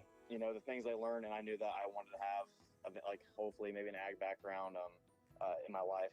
I've showed livestock since I was, very young, and so it was just kind of a given. And of course, the importance of agriculture. There's family generation farms that, that's their whole life, and agriculture, I mean, that's the stuff that brings your community around. Yeah, I think it's just the most important thing ever. I mean, people underestimate it.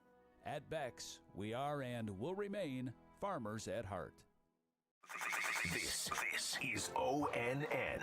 Our thanks again to Tim Streed with the Ohio High School Athletic Association for joining us tonight. Enjoy the second half of your ball game. I'm Skip Mossick on the Ohio News Network.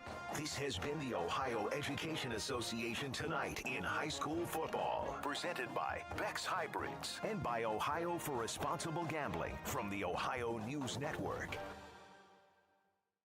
I was sitting in my car and it wouldn't start. I lifted the hood and the engine was falling apart. What would I do? My eyes filled with tears. Then on the radio I heard of West 40 by Pay here, where for a little money down and a little each week, I could have a car, nice, shiny, and sleek. So I walked in the door and I put the money down. Now I got a nice car that I can drive around. West 40 by Pay here will help rebuild your credit. The corner of Dewey and Route 40 in Cambridge, don't you forget it. West 40 Auto Sales, corner of Route 40 and Dewey Avenue in Cambridge, is home of the guaranteed credit approval, with most loans approved while you wait. Go to their website to fill out an online loan application, west40autosales.com. You'll also find their weekly special listed there. This is Ken Perkins. Robin and I and the staff at McVeigh Perkins Funeral Home want to wish Noble County athletes from Shenandoah and Caldwell High Schools an exciting fall sports season. We also want to wish all students a successful school year on and off the field. In our tight-knit community, our kids are our future, and we are honored to watch them succeed. McVeigh Perkins Funeral Home invites you to visit us at www.mcveigh-perkins.com or on Facebook. At Village Hardware and Rental in Barnesville, we've got everything you need for homeowner, contractor, and commercial jobs. From trusted Milwaukee tools and everyday hardware to pro-grade Valspar paint, trusted color you can count on. Plus, we offer paint mixing, key cutting, special orders, and commercial services too. And now, introducing our officially open firearms and ammo department. Fully stocked, trusted, and convenient. Whether you're working, improving, or protecting, Village Hardware and Rental is your one-stop shop. Drop by at 265 South Chestnut Street, Barnesville. Village Hardware and Rental. We make it easy to build the world around you. For 129 years, Patrons Buckeye Mutual Insurance has proudly provided coverage for homes, farms, and families across Ohio. Our commitment to reliable, affordable insurance is something you can count on. Agents who write for us can be found at patronsbuckeye.com. Whether you're protecting your home, your land, or your legacy, we offer personalized service and true hometown care. Trust a neighbor. Trust experience. Trust Patrons Buckeye Mutual. Visit us at 16050 McConnellsville Road in Caldwell or find us on Facebook. Coverage that cares. Close to home. High school football From ABC Sports on WBNV, Barnesville, Woodsfield, 93 BNV. We're back, Shenandoah High School. Bill Cassler, Dr. Richard Hall with you here. And Rich, 14-0 lead for the Zeps at half. A little bit surprising because the Zeps have just done a great job moving the football and they've done it in a surprising way. We expected to see a lot on the ground tonight. Well, the Zeps have moved the ball through the air, and really some nifty play by sophomore quarterback Brody Brown. Really has been. You know, the Zeps have accumulated 133 yards of total offense here in the first half, but you're right. Brody Brown, 7 for 11 through the air for 85 yards. 4 catches for Jamison Archer for 58 yards, and McPeak with 3 catches for 34 yards. So, yes, we anticipated it would be more of a ground game. They do have 48 yards on the ground on 15 carries, and Brody Brown leading that charge for the Zeps as well with 44 of the 48 yards go to Brody Brown. So you're right, Bill. It's been a little bit of different approach based on what Buckeye Trail did to them defensively. So the Zeps have done a really good job to adjust to have the 14-0 lead here at the half. If you're Buckeye Trail, 62 yards on 16 carries, only 3 out of 6 passing for Buckeye Trail for a total of 22 yards. Trey Unosik has 1 catch for 10 yards, and Tyler Harrell has 1 catch for 11 yards. And Sammy Brown has led the Warriors on the ground tonight with 11 carries for 52 yards. So kind of what we expected from Buckeye Trail trying to run the football. Didn't have a very good start running the football early. Had a lot of plays for negative yardage. Did pick it up a little bit in the second quarter, but not enough to account for the 14-0 lead for the Zeps. Turned it over on downs, but I'll tell you what, for Warrior fans, a little bit of hope. It looked like some adjustments by Coach Kearns in the second quarter, and that last drive they had, that was their best drive of the game. They took it basically from their own 30 all the way down into Shenandoah territory before turning it over right around the 21-yard line. So a nice drive by the Warriors. They couldn't cash it in, but it looks like they began to find some holes in that Shenandoah defense. So a little bit of encouragement for the Warriors.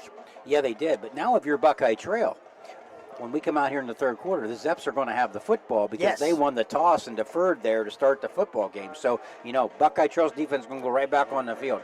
In a game like this, Bill, I think Buckeye Trail has to get a stop. If they go down 21-0 with the way they're playing the football game offensively tonight, it's going to be a tall task. And it will be a hard job to get a stop because Brody Brown, when he's been pressured, he has done a great job improvising with the football. He's picked up a lot of unscripted yardage basically when he's been flushed out of the pocket. So he's a dangerous runner, and when the play breaks down, he's even more dangerous. You're exactly right. The pass plays have Buckeye Trail's done a good job down the field taking away the pass play. They haven't done a very good job with containment, which has led to Brody Brown picking up huge gains at times on the ground. Like you said, unscripted, undesigned, but the containment is broken down for the Buckeye Trail defense, resulting in big yards for the Zeps. All right, hey, let's take a look at our Surgent Construction scoreboard right here. The score, Shenandoah 14, Buckeye Trail nothing. We are at halftime. A few surprises around the area. Caldwell over Monroe Central, 28-0 in the second quarter. Big job, great job by the Redskins, 28-0 over Monroe Central, a team that had a great year last year.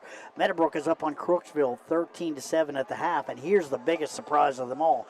Barnesville is down to Steubenville, 18-8. We're nearing halftime on that game, but the Shamrocks are losing. They haven't lost a regular season game. I think that they've got like a 35-game regular season game winning streak that is in jeopardy tonight as the Big Red are really, really putting some pressure on the Shamrocks. Yeah, that's just, high school football is an interesting animal in that, if you can stay healthy, anybody can win any night. So good update there, Bill, with halftime scores. All right. Approaching the second half kickoff, and we're going to take another break. Rich and I will check into some more numbers. We'll maybe give you an idea of what we think both teams need to do in the second half. We'll be back with more from Shenandoah High School right after this. This is Brian Chandler and Hallie Morgenstern Blackstone here from Chandler Funeral Home and Cremation Service. As our local youth from Caldwell and Shenandoah hit the field this season, we want to send a huge shout out and best of luck to each and every one of you. Whether you're on the field, the court, or the track, we're rooting for your success. Go Zeps and go Skins. Here's to a fantastic season ahead from all of us at Chandler Funeral Home. Thank you for letting us care for your community for over 2 decades. Honestly, we've all been there. That place where it's past anxiety, past focus, where even reaching out to your closest friend feels too hard. I'm Crystal Reynolds with Cedar Ridge Behavioral Health Solutions. We understand how fast those feelings can take over, especially with the stress of work, family, and life. That's why we've opened a mental health urgent care clinic in Cambridge, Ohio, Monday through Friday, 8 a.m. to 5 p.m. No appointment needed. Just walk in. Come in today, feel better today. Call us, Cedar Ridge Behavioral Health Solutions Mental Health Urgent Care. At Village Hardware and Rental in Barnesville, we've got everything you need for homeowner, contractor, and commercial jobs. From trusted Milwaukee tools and everyday hardware to pro-grade Valspar paint, trusted color you can count on. Plus, we offer paint mixing, key cutting, special orders, and commercial services too. And now, introducing our officially open firearms and ammo department. Fully stocked, trusted, and convenient. Whether you're working, improving, or protecting, Village Hardware and Rental is your one-stop shop. Drop by at 265 South Chestnut Street, Barnesville. Village Hardware and Rental. We make it easy to build the world around you. Looking for an incredible deal on a new Ford, Lincoln, or Nissan? Come check out our vastly growing inventory selection and ask us about all the low APR options that are going on right now at Dutro Ford, Lincoln, Nissan. If a new vehicle isn't in the budget, let us show you a pre-owned alternative that is sure to fit all your needs without breaking the bank. We know with the running from work to practice or games doesn't leave much time for car shopping, so view our full inventory online 24/7 at dutrosauto.com. Best of luck to all the coaches and players this year. Have a safe and successful season from all of us at Dutro Ford, Lincoln, Nissan. Welcome back. We're at Shenandoah High School. Zeps have a 14-0 lead on the Buckeye Trail Warriors here at the half. Bill Cassler, Dr. Richard Hall with you. Need to correct myself. Shamrocks have Buckeye local tonight. The Shamrock Junior Varsity lost to Steubenville 18-8 the other day. The Barnesville Shamrock Varsity is up on Buckeye local 42-0 at the half. So let's correct ourselves right now. That big winning streak not in jeopardy of being broken tonight. Warriors coming back out on the field. Boy, would have been interesting to have been a fly on the wall in either locker room at the half. I'm sure that Coach Kern's addressing his kids and saying, guys, we've got to play better than this. As number 3, Brody Brown basically passed and ran his way, gave his team a nice lead here at the half. So we really have to have to take our hats off to sophomore Brody Brown. He's done a great job. Warriors have not been able to do anything offensively except for that last drive. They were pretty much stonewalled. Yeah, it's been a tough half for the Warriors. But, you know, if you can come out and establish yourself there in the third quarter, get a stop, get the football, go down and score, this game is certainly not out of reach for the Warriors. No doubt. But they need to play well or play better sooner than later to give themselves a chance tonight. Let's take a look here as far as the schedules go, what these teams will be facing down the road here. It looks like the Zeps will be traveling to Trimble to take on the Tomcats next week. They're Division 17. They're 2-1 already. So Trimble, good football team traditionally. So that ought to be an interesting game. As of course Shenandoah traveling over to Trimble to take on the Tomcats. Next week for the Warriors does not get any easier. They've got Indian Valley at home. Indian Valley, defending state champions, and they've got a ton of players back, so they're a good football team. That could be a tough game for Buckeye Trail. Yeah, when you look at Indian Valley next week, and obviously you always think you have a chance in a football game, but if you're Buckeye Trail with this limited of players you have, your goal is to not get hurt next week because Indian Valley is that good. They're that skilled. They've got great size, and if you're Buckeye Trail, yes, you want to win. You're going to prepare to win. But in the back of your mind, you're saying, regardless, we got to come out as healthy as possible. These guys are the defending state champions. They're good, they're big, they're physical. They're 3-0 already this year, so you know the Braves have a good football team. Now, the following week, the Warriors will be hosting Tuscarora Central Catholic. They're 1-2 on the year. And the Zeps will be back here.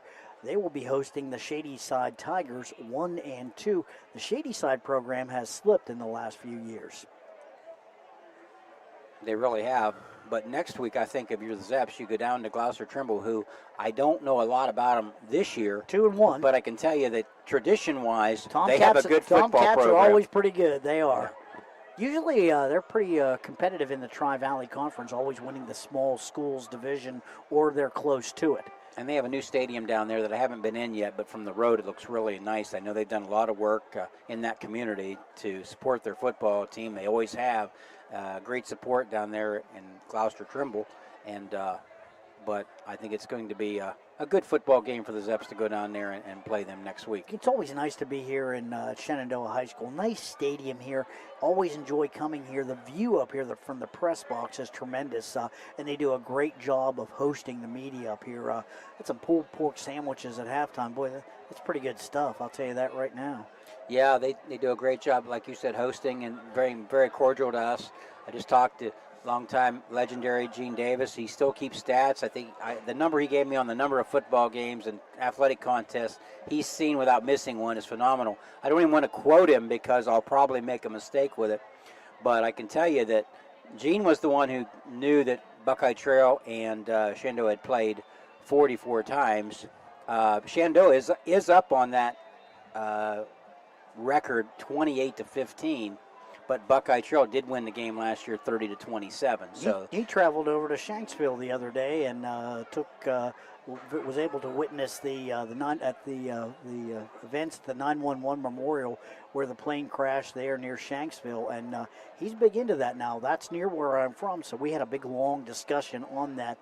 He's an interesting guy. Yeah, he sure is, and I've been to that as well, and it's just a whole different feeling when you go visit that. And I would encourage anyone that is into that kind of history or history in general to go visit that site, because it is a very educational based site with you learn a lot of things there and a lot of emotion there. Hey, I want to pass this along as well. I had an opportunity in pregame. I was over there looking for Coach Kearns, talked to 93-year-old Jean Klein. She's been a big Buckeye Trail fan. Of course, she knows the Kearns family pretty well. Used to work with me at NCR when we were down there. And Donnie Kearns, Coach Kearns' mom, Becky, used to work with us as well when we were at NCR. So it was almost like kind of a reunion down there. She's 93, and she said she listened to me when I was on Morning Drive on the radio with Becky Reinhardt on KC 105. So it was kind of a treat to see her, and enjoyed that very much. Also, I want to thank... Got a new shooter tonight, new cameraman. Carson Hastings is here tonight. He's providing our camera work, of course. Bryce Haynes, as usual, doing as our technical director, and makes our job really, really easy. All right, teams are coming out here now for that second half.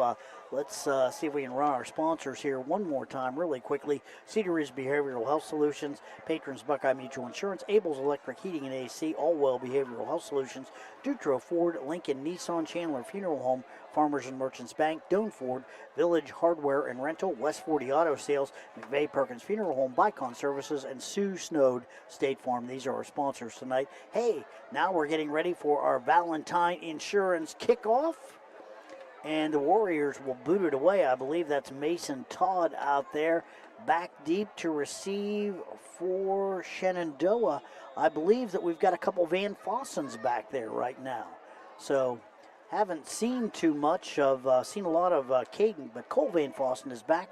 Here's the kick. It's a short one, and that's going to be fielded by Caden Van Fossen, the 30-yard line. He's corralled there by 2 or 3 Warriors. He'll take it out to right around the 34, 1st and 10 for the Zeps. Shenandoah starting with the football, 14-0 lead here. So it'll be interesting to see what adjustments both coaches have made. Bill, Brody Brown is back out there, but he does have his right wrist taped, so we don't know what kind of impact that might have with throwing the football the second half. Hard tackle over here. As right before the half, number 7, Ben Shank, came over and drilled Brody Brown on the sidelines. Brown got up shaking his wrist. Now he's out there to start the second half. Here's the snap. Brown with a pitch. That's Cole Van Fossen. And he'll be tackled pretty quickly. Gain of 1. Flag comes flying out. I don't know if that was a late hit or not. Number 78, Nate Taflin, was in there. Also number 4, Mason Todd. Let's see what the call is. The call Personal foul against Buckeye Trail. They're going to say that is against the Warriors, so not a good start for Buckeye Trail. Caldwell Lumber, first down for the Zeps via the penalty, Rich, and that's going to take the ball all the way up to the Shenandoah 49-yard line. You have your Buckeye Trail. You certainly don't want a penalty of that magnitude. That's a free 15 yards. He was right in front of us. I didn't know that it was that late of a hit, but I'm not wearing a striped shirt, and I'm not down there. All right, 1st and 10. Brody Brown, the quarterback. Cole Van Fossen on the left side of Brown this time. Snap, the give. Van Fossen's got it. He's across midfield to right around the 49-yard line of the Warriors. He'll pick up probably 2, maybe 3 yards on the play. 2nd down now and 7 for the Zeps. 11:06 left here in the third quarter, 14-0 Zeps.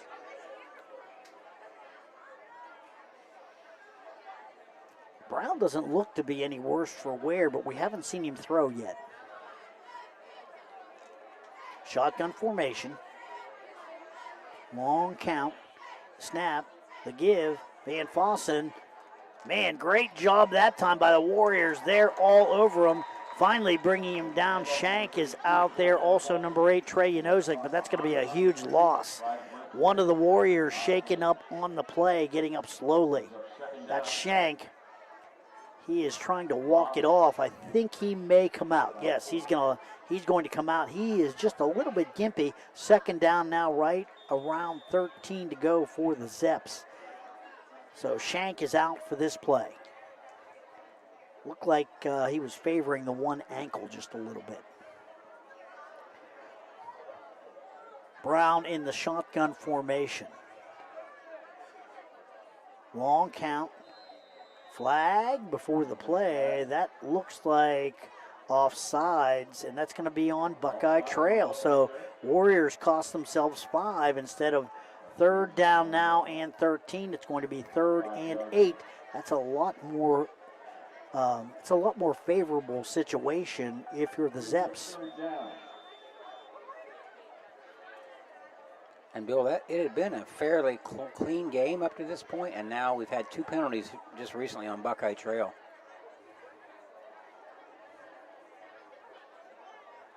Third down now, 8 to go. Brown in the shotgun. He's back. He's looking. Little screen up the middle. He's going to complete it. Let's see. Close to a first down. Don't think he made it. That looks like Tage McPeak making the catch. That's going to bring up a 4th down, but they are in Warrior territory right around the 44-yard line. 4th and about 2. I think the Zeps go for this, Rich. Yeah, I think so. No question. Coach Mack going to roll the dice on his offense. Shotgun formation for Brown. Oh. And, the Warriors jump. That's going to cost them 5, and that'll give them the first down via the penalty. Great job there by Brown with a hard count. And he gets Buckeye Trail to jump, and that will be a Caldwell Lumber first down for Shenandoah.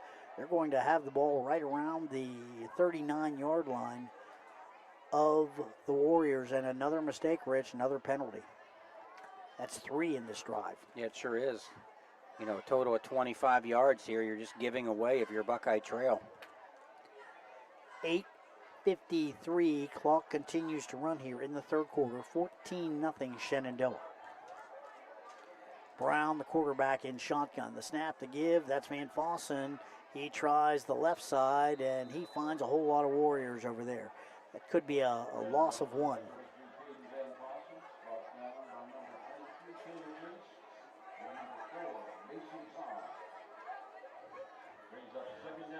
That's Cole Van Fossen, I think 32 with that run. No gain on the play. 2nd down and 10.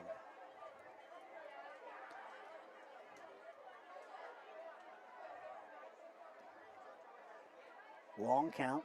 Man in motion is McPeak. They fake to McPeak, rolling right. and he flips the ball out. That's Van Fossen with the catch. Short gain on the play, but it's a positive play. Nice job there by Brown to get the ball out to his running back. He's going to pick up right around, it looks like 7 on the play. It'll bring up a 3rd and 3 for the Zeps.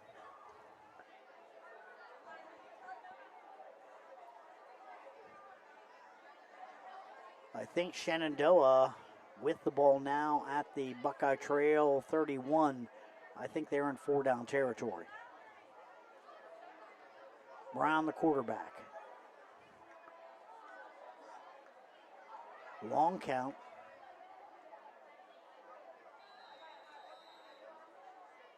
Timeout. Coach Mack wanting to talk things over a little bit. 7:15 left here in the third quarter. 14-0 Zeps. They've got the ball at the Buckeye Trail 31-yard line. 3rd down and 3 for a first down. This is a pretty big down here, Rich. Warriors need a stop pretty badly. Boy, the Zeps want to keep this drive going. It really is, and if you're watching Bodie Brown, they're protecting him just a little bit. They have not ran him with the football this half.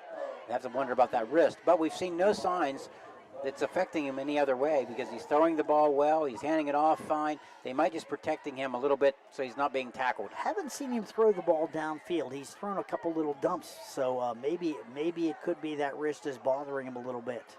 You have to wonder. Well, we might find out more this play right here. 3rd down and 3. This is a big play for both the Warriors defense and the Zeps offense. Single receiver split way out left. One single receiver to the right. Here's the give. Straight ahead and getting the first down. Boy, nice job there, I think, by 33, Caden Van Fossen. He's got enough for the Caldwell Lumber first down. That's going to move the ball down to the 25-yard line. Great job that time by the Zeps running the right side. And it is a first down, Shenandoah Zeps. Yeah, great play by Caden Van Vossen. Buckeye Trail done a pretty good job of containing him all night. He has 7 carries for 1 yard, but that was a big 3 yards there to get the first down for the Zeps. Gain of 5 on the play. 6:50, clock rolling. Brown pitches to Caden Van Fossen, cuts it back up inside. Nice cut, and he's going to take it down to right around the 20-yard line. That's a gain of 5. Van Fossen was dead to rights in the backfield, and he was able to sidestep one of the Buckeye Trail defenders. Picks up 5 on the play. Right now, every yard is big. They're at the 20-yard line, and that is J&M Electric red zone territory. Yeah, if you're Buckeye Trail, you've got to bend here but not break, because if you go down 21-0 with the way you're playing offensively tonight, it's going to be a tall task for the Warriors. And this drive has been methodical. They took the second half kickoff, and they have just worked the ball down the field very nicely. Brown, the quarterback, in shotgun formation. The snap, he fakes. He's running right. One man grabs at him, can't get him. He's going to take it down to right around the 18, a gain of 2 on the play. So that time we see Brown running the football, and he doesn't look like he's got any problem with that wrist. Oh, he's shaking it as he comes off. Look at that. Just as I say that, he's well, we hope he's okay, but I noticed early in this third quarter they didn't run him until that play. But if he keeps shaking that wrist, Coach McLean will make a different decision because he definitely want to protect his quarterback tonight. 3rd down, right around 3 to go now for the Zeps. They're on the Buckeye Trail 18-yard line in the J&M Electric red zone. Brown, the quarterback, the snap, the fake, no, the give right to Caden Van Vossen. He runs into a wall of blue and white jerseys. He may have lost a yard on the play. Let's see. Loss of 1. It'll be 4th down, right around 5 to go. Great job that time by the Buckeye Trail defense. And I think the Zeps are going to go for it.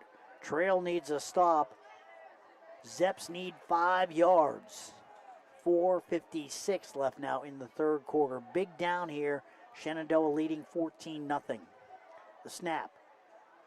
Brown's going to keep it. He's turning. He makes one man miss. He's got another man to beat, and he's close to it. Let's see where they mark it. I saw a flag come flying in from one of the judges, the back judges. We'll have to see what that's all about. That could be a hold. He's really close to a first down, Rich. He really is. That is a holding call. Big break for the Warriors because I think that was a first down, Bill. If not, he was awfully close, but it was 4th down. He had to make it. Looks like he had the yardage to get the first down, but of course Buckeye Trail will accept that penalty. And I think you are right, sir. He was down to the 15, which would have been a first down, but that's going to take the ball back to right around the 24-yard line. It'll be 4th down now and probably 8 to go. Situation changed a little bit now, but you got to like what Coach Mack did, putting the ball in his quarterback's hands, just saying, hey, run pass option. Brody, do what you think is right. And, Bill, something we haven't talked about yet, we're nearing Shenandoah having the ball for nearly the 8 minutes of this third quarter. Great clock-killing drive. Here's Brown with the snap back, throwing the ball. He's going to, oh, he can't pull it in. Right in his hands. Great throw by Brody Brown. Number 5, Jamison Archer makes his first real big mistake of the night. Can't pull that football in. That'll turn the ball over on downs to Buckeye Trail. Great execution by Brody Brown. Jamison Archer just couldn't bring that football in. And if you're Buckeye Trail, you're so fortunate because that was a touchdown. He was. dropped the touchdown pass. He'll watch the film and just be very disappointed in himself right as there. A receiver, I'll tell you this, it did come in right over his head. That's a hard catch to make, but it hit his hands, and he's got to be feeling, oh, I should have had that. 4:18 here now, left in the third. Here's Brown with the football for the Warriors. He's going to pick up a couple of yards. Sammy Brown hoping to pick up where he left off in the second quarter. Short gain there for the Warriors. That'll take the ball out to right around the 25-yard line. Gain of 2 on the play. Let's make it 3. 2nd down and 7 to go now for Buckeye Trail. Yeah, if you're Sammy Brown, it's his 12th carry for 54 yards, so the Warriors need more of that. Brown has really, I'll tell you what, when he's gone back and thrown the ball, it's really wreaked some havoc with what Shenandoah is trying to do defensively. Here's Brown again right up the middle. A little bit of a delayed run that time, almost a quarterback draw. He'll take it up to the 30-yard line. That'll bring up a 3rd down right around 3 to go for the Warriors. And Cole Van Fossen making the stop for the Zeps. If he doesn't make that stop, he's got the first down. 3:12, clock rolling here. Coach Kearns sending a play in from the sidelines. Warriors come up to the line. Big 3rd down here. 3 yards to get a first down. Zeps defense up on the line. They've done a great job all night long. Oh, flags on the play. That's got to be procedure. It is. That'll cost Buckeye Trail 5. Somebody moved just a little bit early, and you saw the jerk. I believe it's on the other side of the offensive line. Couldn't see who it was, but there was immediately. Just a little bit of motion. Again, Buckeye Trail with another penalty. I don't think the Zeps have any in the second half. Warriors have had about 4. And they've been little penalties for the most part. Yeah, the one late hit got Buckeye Trail, cost them 15 yards, but you're right. The other ones have been offsides for 5 yards at a click, but they've had too many of those. Procedure, offsides, it's just, and those are the little penalties that drive coaches nuts. All right, 3rd down, 7 to go. Brown, the quarterback. He's back. He's looking down the field. Now he's going to tuck it under and run. Makes one man miss. Van Fossen in there on the tackle also. Number 4, Hunter McCollum. And that's going to bring up a 4th down as Brown picks up right around 3 on the play. Not near enough. Buckeye Trail will have to punt it away. Tage McPeak back deep to receive. He'll be back right around the 40-yard line for the Zeps. Punting it away, number 4, Mason Todd. Here's the snap. Flag on the play. Todd running Australian-style kicker style, and he's going to get it across the 50. Takes a nice Buckeye Trail bounce. It's going to roll dead right around the Shenandoah 36-yard line. We need to see what the penalty's all about. I want to go ahead and announce the quickly while we're waiting for the call. Jody Chambers, your car needs you. Jody Chambers, your car needs you. Officials coming down there saying procedure against Trail. So I think they're saying offsetting penalties, and with that, they're not going to re-kick. They're just going to take the punt, and they'll spot it. Yes, because the punt was down right around the 35. It's going to be a 5-yard penalty here on the Warriors, another 5-yard penalty for procedure. Illegal formation was the call.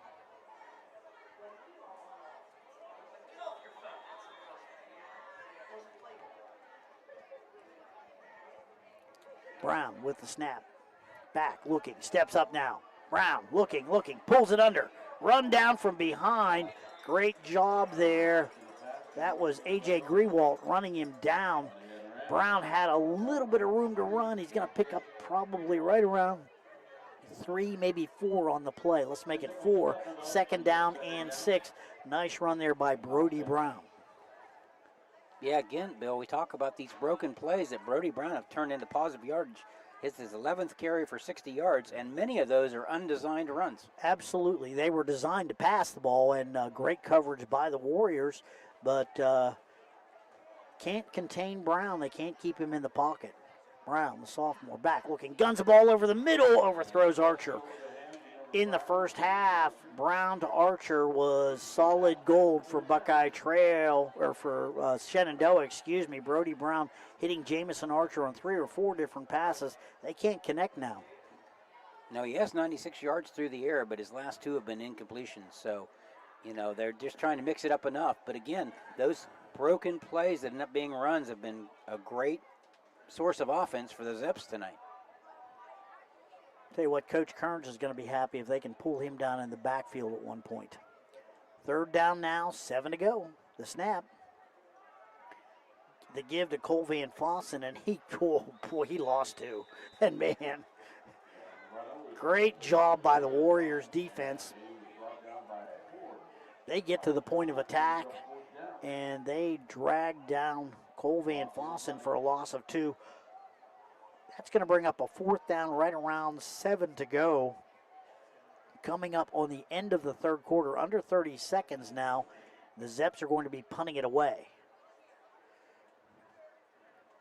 Back deep to receive. Here's the snap. Janozik is back there. He's got the football. Makes the first man miss. The second man. He's going to cut it back inside. The 40, the 45. Up to right around the 47-yard line. 5 seconds left here in the 3rd quarter. Great field position for the Warriors, Rich. Yeah, Buckeye Trail needed a break. Janozik did a great job of flipping the script and getting a little bit of field position for the Warriors. Now they need to go down and get a score and try to get this game within reach. But the interesting thing here, Bill, is Shenandoah pretty much possessed the football for the entire 3rd quarter. Yeah, you can't allow a sustained drive like that. They took about 8 minutes off the clock to start the half.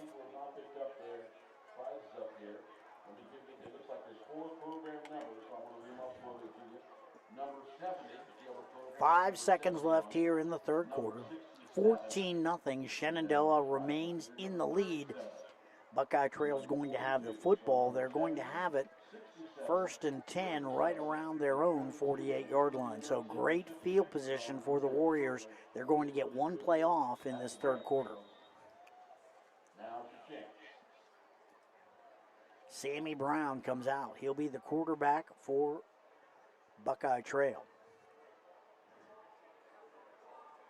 Zeps have done a great job shutting Mason Todd down.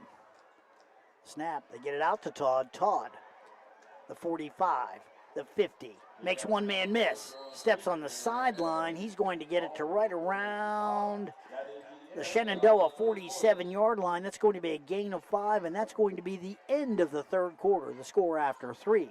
Shenandoah 14, Buckeye Trail nothing. We'll take a break. Back with more right after this. You're listening to High School Sports on ABC Communications. I was sitting in my car, and it wouldn't start. I lifted the hood, and the engine was falling apart. What would I do? My eyes filled with tears. Then on the radio, I heard of West 40 by Pay here, where for a little money down and a little each week, I could have a car, nice, shiny, and sleek. So I walked in the door, and I put the money down. Now I got a nice car that I can drive around. West 40 by Pay here will help rebuild your credit. The corner of Dewey and Route 40 in Cambridge. Don't you forget it. West 40 Auto Sales, corner of Route 40 and Dewey Avenue in Cambridge, is home of the guaranteed credit approval, with most loans approved while you wait. Go to their website to fill out an online loan application, west40autosales.com. You'll also find their weekly special listed there. Shenandoah High School Warriors getting ready to take that snap. They're on the Shenandoah 48-yard line, 2nd and 6. The snap to give to Todd. He cuts it upfield, trying the left side. He's going to pick up right around 3 on the play. It'll bring up a 3rd down right around 3 for the Warriors. With this field position, Rich, I'd say they're in 4-down territory right now. You have to be, Bill, because of the length of time that Shenandoah had the ball in the third quarter. You can't risk letting them get the ball back and pretty much running the clock out if they sustain another drive like the third quarter. Sammy Brown in the huddle, play being sent in by Coach Kearns. Plays in. Brown's going to be in the shotgun formation. Trips out to the right side. Single receiver to the left. Brown with the snap. He's going to follow his blocker. That's Mason Todd. He's going to have the first down. Second effort. Make sure of it. They'll mark him right around the 41-yard line. That's a Caldwell Lumber first down for the Warriors. So they move the chains. They're in Shenandoah territory. 11-12 left in this football game, Rich. Yeah, if you're Buckeye Trail, you have to score on this possession. You're down 2 touchdowns. You need some points now. Under 11 minutes. Clock rolling. Brown in the shotgun formation. The snap. Brown back. He's looking. Guns the ball to the outside. That is incomplete. Right in the hands of number 10, Tyler Harrell. Harrell couldn't haul it in. Got to give the Shenandoah defense a lot of credit. They were right where they needed to be. They were on top of Harrell. Probably why he dropped the ball. Yeah, as soon as it hit his hands, a good hit by the Zep defender there to turn it over on downs. And if you're Buckeye Trail, you've got to get a stop and get the ball back as soon as you can. I do like the fact that they're starting to try to get the ball to the outside a little bit.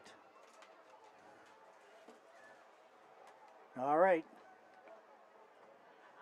Sammy Brown brings him up. He's in the shotgun formation. The snap. He's going to keep the football following his running back. Makes one man miss, turning and spinning. He's on the inside. He's up to right around the 35. Nice gain on 2nd down. That's going to be a gain of right around, looks like 7 on the play, Rich. 3rd down and 3. So another big down for the Warriors.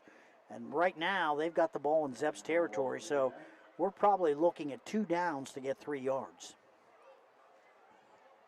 Yeah, no question. They have to go for it if they don't get it here. And you can't afford one of those little penalties you've had all game long in the second half in particular. Here's Todd with the football. Turning, spinning. He's got the first down. He's inside the 20, the 10, 5. Touchdown, Buckeye Trail. Warriors are on the board, 14-6. 10:01 left in the ball game. So finally, the Warriors run the ball. And Mason Todd finds an alley, and he takes it in untouched, Rich. Good blocking at the point of attack. Todd taking the snap basically in the Wildcat that time. Yeah, 34-yard touchdown run. Couldn't have come at a better time for the Warriors. Are they going for 2 here? They are.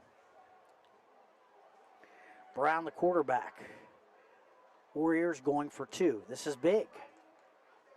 Todd with the football. He is in for 2. 10:01 left here in the fourth quarter. The score now, Shenandoah 14, Buckeye Trail 8. We'll take a break. Back with more right after this. You're listening to high school football on ABC Sports.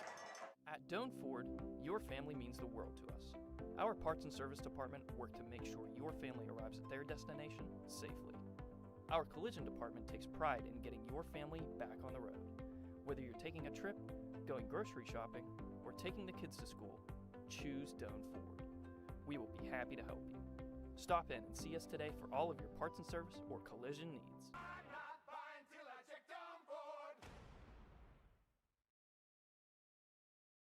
High school football. Sports. On WBNV, Barnesville, Woodsfield. 93 BNV. Welcome back. We're at Shenandoah High School. Bill Cassler, Rich Hall. Warriors on the board, 14-8, following that Kemp Insurance Agency touchdown. Nice run by Mason Todd. Sure was. That 34-yard touchdown run couldn't have come at a better time. And then to go for the 2-point conversion, and Mason Todd converts that as well. Puts the Warriors in great shape. If they can get a stop defensively, get the football back, it's a ball game. Starts putting a lot of pressure on the Zeps defense. All right, Warriors now going to kick it to Shenandoah. They've had trouble. Shenandoah's been able to move the ball consistently on the Warriors defense. Yeah, Buckeye Trail's going to have to step up the next possession and get a stop and get the football back. Todd with the kickoff here. Long driving kick. That's fielded by Caden Van Fossen. One man misses. Another man misses. Van Fossen to the 30, the 35, the 40, and he's across midfield all the way into Buckeye Trail territory, right around the 49-yard line. 1st and 10 there for the Zeps. Great kickoff return on that Valentine Insurance kickoff by Caden Van Fossen. Really wow. was. Boy, he really put the Zeps in great shape. If you're Buckeye Trail, that's one of the things you didn't want to happen, was that right there. But back and forth we go, Rich, and momentum changing. I mean, it's just changing hands right and left. Yeah, you're thinking if you're Buckeye Trail, you're feeling really good about it. Just went down, scored, 2-point conversion. Now you've just really given up great field position to the Zeps. Great return that time, Caden Van Fossen. The snap. Here's Brown with a football straight ahead, and he's going to pick up right around. Looks like we'll give him gain of 3 on the play. We'll call it 2nd down and 7 now for the Zeps. They're in Buckeye Trail territory at the 44-yard line. Brown comes in from the sidelines after getting the play. 9:43 left in the game. Big drive for both teams. Warriors need a stop. Zeps need to keep moving this football. The snap. Brown, the give. Cole Van Fossen straight ahead. He's going to have the 1st down. Down right around the 35-yard line. Caldwell Lumber, 1st down. Zeps with a great job. Good blocking at the point of attack. And Caden Van Fossen finds a hole, Rich. Dropping all my stuff, Bill. I see. Stop doing that. 1st down on the 35. Yeah, great run there by Van Fossen to get the 1st down for the Zeps. Coming up on 9 minutes left here in this football game. Zeps in Warrior territory at the 35 right now. Brown, the quarterback, in shotgun formation. The snap, the give. Cole Van Fossen, he makes one man miss, and another man, he's got the ball down right around the 29-yard line. That's a nice gain on 1st down. We'll call it 6 yards. 2nd down and 4 for the Zeps. 14-8 is our score. 8:45 left here in the ball game. We've got a good one here tonight, Rich. Boy, if you're Shenandoah, they're doing a great job of attacking the Warriors with the run. You know, again, we talked about how well they possessed the ball in the 3rd quarter. We're seeing another sample of that right now. If they continue to run the ball and get 1st downs, it's going to be tough for the Warriors. Brody Brown, the quarterback, in shotgun formation. 2nd down and 4 now for the Zeps. The snap, the give. Van Fossen's got it. Makes one man miss, and they're going to corral him. Nice job. Whoever the defender was down there looked like... was that number 23, Kyler Chase? Chase grabs Van Fossen and throws him down for a 2-yard loss.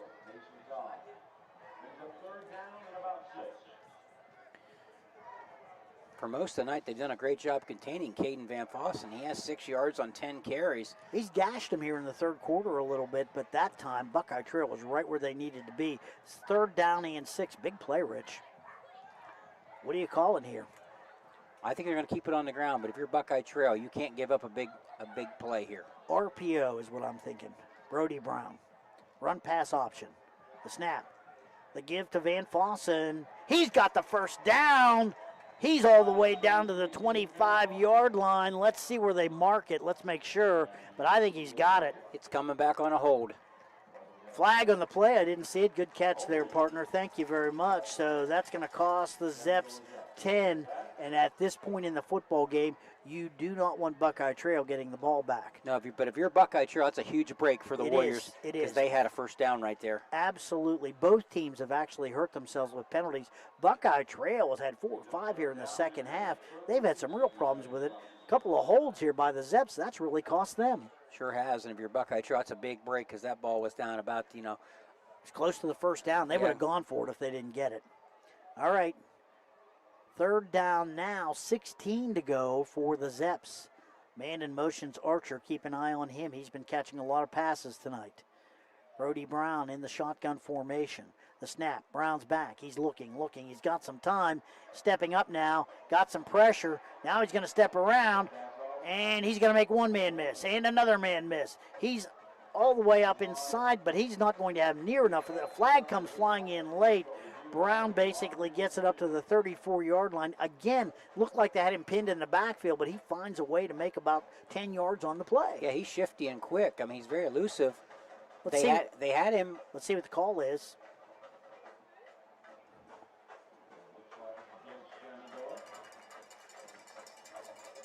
It's going to be against the Zeps. So this hurts even more. It'll bring up third down, but now they're all the way back to right around the Shenandoah 44-yard line. That's got to be some kind of a personal foul or illegal block. I think it's an illegal block because I think they threw it as a 15-yard penalty. But it looks like by the spot of the ball, maybe not.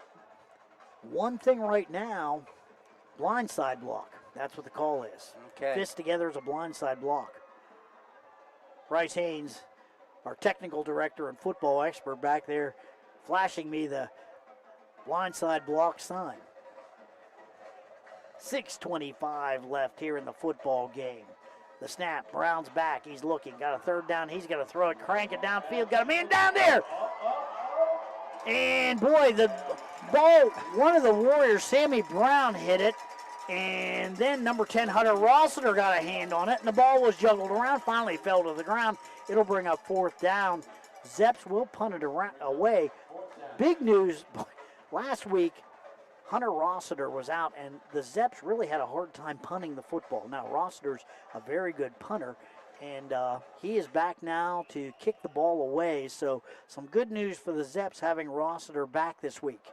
Rossiter almost caught that on the deflection, though, Bill. That would have been a huge play for the Zeps. Here's the kick, low line drive kick. It's a good one, driving the receiver, Sammy Brown, back. It's going to check up, and it's going to roll dead right around the 12-yard line. So, boy, the Warriors looking at a long field. That was a great punt by Rossiter. It really was, but if you're Buckeye Trail, you're just glad to have the football back with a chance here. Absolutely. 6:04 left here in the ball game. Now, with that much time left, if you're Warrior coach Donnie Kearns, do you look at this as your last possession? Do you just keep going for it on fourth down? I think you might. If you look at the history of the third quarter, that you had one possession in the third quarter. When you look at how Shenandoah sustained that drive, I think if you're Buckeye Trail, you have to, in the back of your mind, think this is our one shot, our last possession. We've got to move the football, and whatever it takes to, if we have to go on fourth down, we will. Warriors down by 6. They're 88 yards away from a score. Here's Mason Todd with a football. He runs into a wall of green shirts. He picks up maybe 2 or 3 on the play. Clock running. 5:51 left now here in the ball game. Gain of right around 2 on the play. Second down and 8. Boy, Buckeye Trail is going to need to go into their bag of tricks and pull something out here because you need some big yardage here on at least one play to get in scoring position. You really do, and you really don't want to have to go for it on fourth down this deep in your own territory, but they're going to do what they have to do to maintain possession. I look for Sammy Brown this time, run pass option. Brown's going to roll. That's Todd. He's got the football. Turning up the field. He turns the corner. He's going to take it to right around the 22. That's close to a first down. He's going to bring up a third down, and we'll call it maybe less than a yard to go here. They're going to give him the first down. So, big run there by Mason Todd. Gain of 8 on the play, and Caldwell Lumber first down for the Warriors. That's pretty big. They've got the ball at their own 22 right now, 4:52 left in this football game. Sammy Brown, the quarterback. Brown, the snap. He's going to run straight into the line. Now he takes it back across. He's in trouble. One of the Zeps grabs him. He's going to take it ahead. Great job. Second effort by Brown. He's going to get the ball right up to right around the 26-yard line. I thought they were going to throw him for a 3-yard loss. I was too, but he had a nice positive gain there. Picked up, about 4 yards there. Yes, and I think he got out of bounds, which stops the clock. That's a bonus right there. 2nd and 6. Clock is stopped. 14-8. Zeps by 6. Warriors with the football. They've got it on their own 26-yard line. 2nd down now. They are looking at a long field, but they've got a chance here. Zeps defense needs a stop. Warriors offense needs a touchdown. Here we go. Brown is back. He's looking. Now he's dodging a man. Makes one man miss. The 30-yard line. He's going to take it down. He's got the first down. And now Sammy Brown doing to the Zeps what Brody Brown was doing to the Warriors. That is a Caldwell Lumber first down. They're going to mark it right around the 34-yard line. Every first down right now is pretty big, Rich. Warriors inching down the football field. 4:25 left here in the fourth quarter. Warriors come up to the line. Brown, the quarterback. The snap. Brown straight ahead. Trying to break it to the outside. This time the Zeps are all over him. Great job of Caden Van Fossen up there on the tackle. Nice job also, number 5, Jamison Archer. Those two guys have had big games tonight for the Zeps. Looks like no gain on the play there, Bill. 2nd and 10. Can't afford too many of those if you're Buckeye Trail. That is exactly what the Zeps want to see. That time they strung Brown out. They didn't let him get away.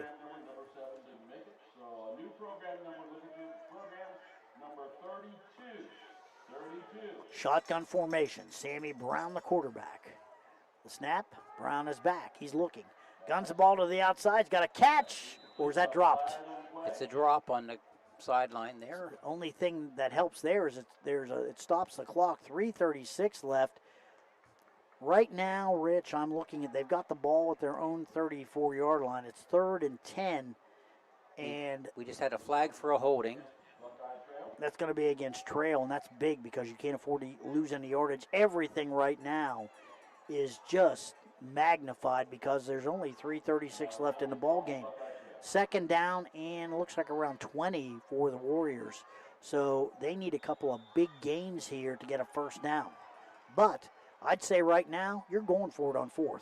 You can't give the ball back with this much time left in the game.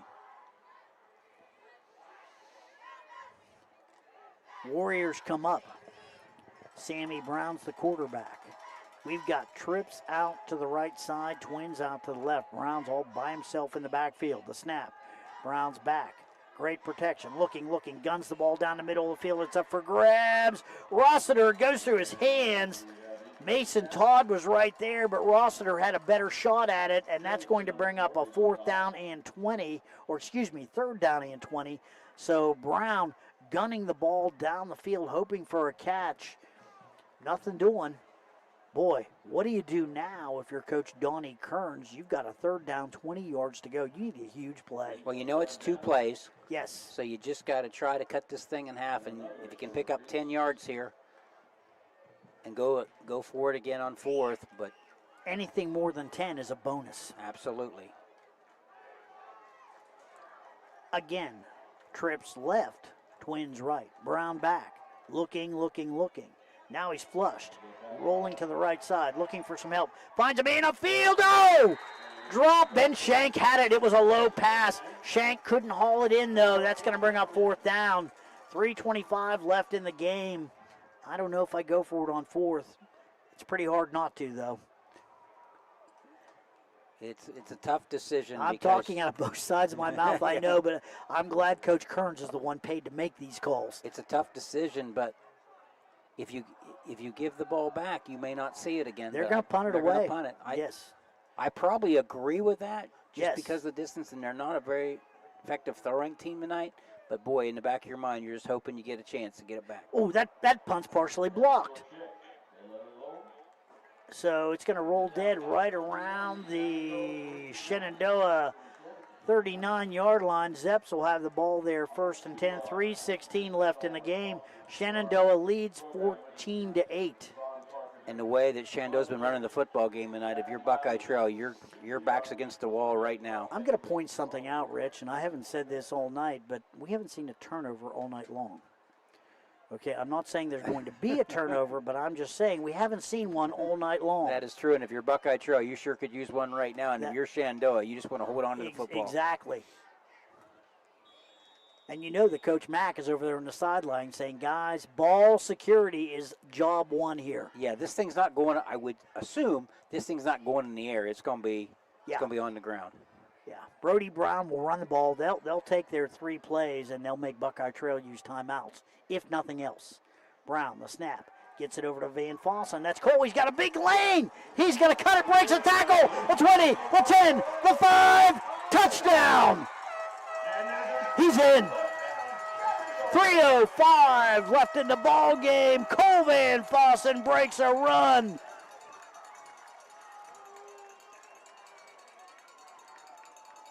Warriors gambling on defense. They came up trying to put pressure on the football, and with that, it's 20-8.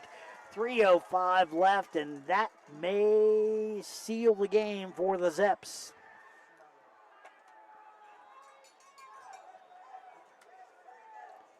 Kemp Insurance Agency touchdown, and they don't come any bigger than that.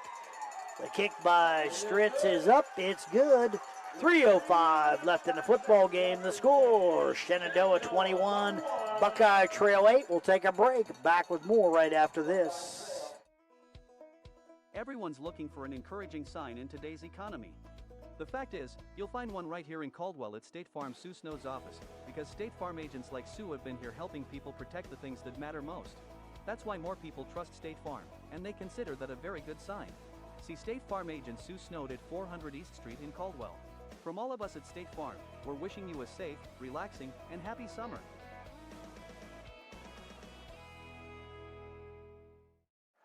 Welcome back. Shenandoah High School, huge touchdown by the Zeps. 21-8. Cole Van Fossen with the biggest run of the football game. Let's thank our sponsors, Rich. This has been a good game. Sue Snowed State Farm, Bicon Services, McVeigh Perkins Funeral Home, West 40 Auto Sales, Village Hardware and Rental, Doane Ford, Farmers and Merchants Bank, Chandler Funeral Home, Dutro Ford, Lincoln Nissan, Allwell Behavioral Health Services, Abel's Heating, Electric, and AC, Patrons Buckeye Mutual Insurance, Cedar Ridge Behavioral Health Solutions. Without these sponsors, we couldn't be here tonight. It's been a super ball game. We've still got 3:05 left here in the fourth quarter. Zeps kicking it away now to the Warriors. Low line drive kick on the ground, picked up by one of the Warriors upmen. That's number 25, Wyatt Fluhart, falling on the football. He's just a sophomore, so Warriors will have it. 1st and 10. Good idea here, Coach Mack says. Keep it on the ground. Let's squib the kick. Yeah, and if you're Shenandoah, what a bonus touchdown that was. You obviously want to score, but if you're Coach McLean, you're just thinking, hey, you know what? Let's go out. Let's run the football, hopefully get a first down, but you're not counting for a 39-yard touchdown run there by Cole Van Fossen. He made 2 men miss. Yes, he did. Really a nice run by Van Fossen. All right. Sammy Brown, the quarterback for the Warriors. He's back. He's looking. Guns the ball across the field, and that ball falls a little bit short. Looked like Janosik was the target. Yes, Trey Janosik the target. Couldn't scoop it up. 2nd and 10 now. 2:58 left. It's been a good night of football. Really, both teams have played well. Weather's perfect for football. Yes, and both fan bases enjoy this football game. Neighboring school districts. So, as we said, kind of a rivalry here. 44 times this game's been played. Brown, the quarterback, in shotgun. He's back. He's looking. Guns the ball to the side. That's picked. That's going to be 6. That is number 33, Caden Van Fossen, and that's going to make it 27-8. I'll tell you what, Rich, 2:49 to go. This is basically going to make the ball game not look very close. It's been a close game. Yeah, it had until that touchdown there. You know, Buckeye Trail did a good job in the second half getting that touchdown and 2-point conversion, and things just kind of haven't went their way since. But good play there by Caden Van Fossen. Well, they know he's got to throw the football, and he already tried that pattern once to Janosik, and this time Caden Van Fossen was waiting for him. And you had just mentioned, Bill, no turnovers in this football game. First so turnover. That is no longer the case to be. 28-8. Coach Mack is celebrating on the sidelines with his players right now. Zeps, even with all those injuries, they've got to be happy tonight coming away with a W. Well, they are, and I talked to Coach Kearns earlier in the week, and he said one thing about Shenandoah, they're extremely well coached, and he knew they would do things well and correct, and he had some concerns coming in just how the Zeps play, and it's been true that they've done a great job running the football and played really good defense. So pick 6 by Caden Van Fossen, a Kemp Insurance Agency touchdown. 28-8, 2:49 left in the game now, and the pressure is off the Zeps. I'm guessing Stritz will squib the ball again. Probably not going to give the Warriors deep threats a chance to touch the football. Let's see. Low squib kick. One of the upmen misses it, and now Ben Shank falls on it. It's going to give the Warriors the ball 1st and 10 on their own 23-yard line.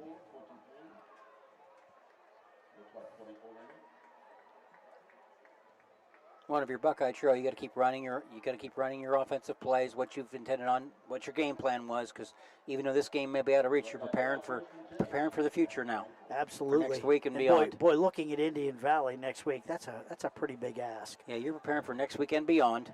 I guess we have to keep it in perspective of your Buckeye Trail. And as we said, the Zeps are going to be on the road. They're going to be facing the Trimble Tomcats over there in Gloucester.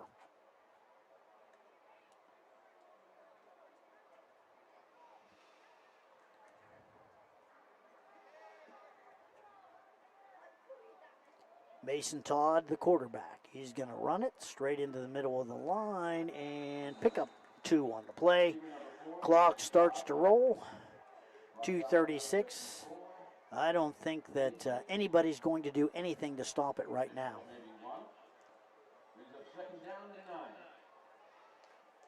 Boy, after the year the Warriors had last year, they were feeling pretty optimistic coming into this year, and of course, disaster with their Division I prospect quarterback Drew McGlumphy getting hurt in a scrimmage against John Glenn. Things are a lot different than Coach Donnie Kearns could have thought. Shotgun formation, Todd the quarterback, and let's see.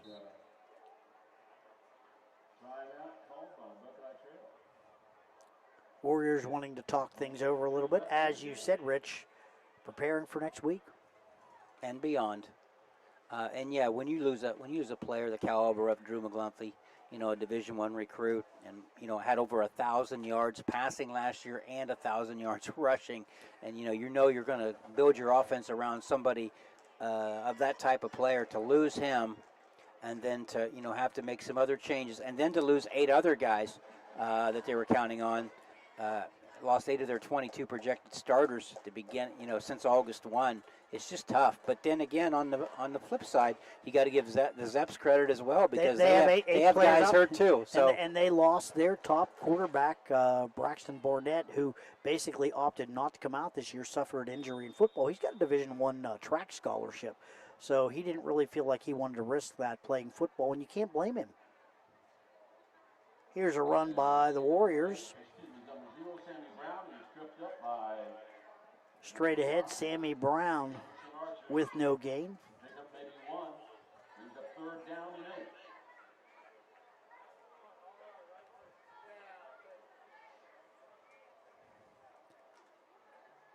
All right, third down now, right around 8 to go for the Warriors. 1:25 clock rolling here as we wind it down.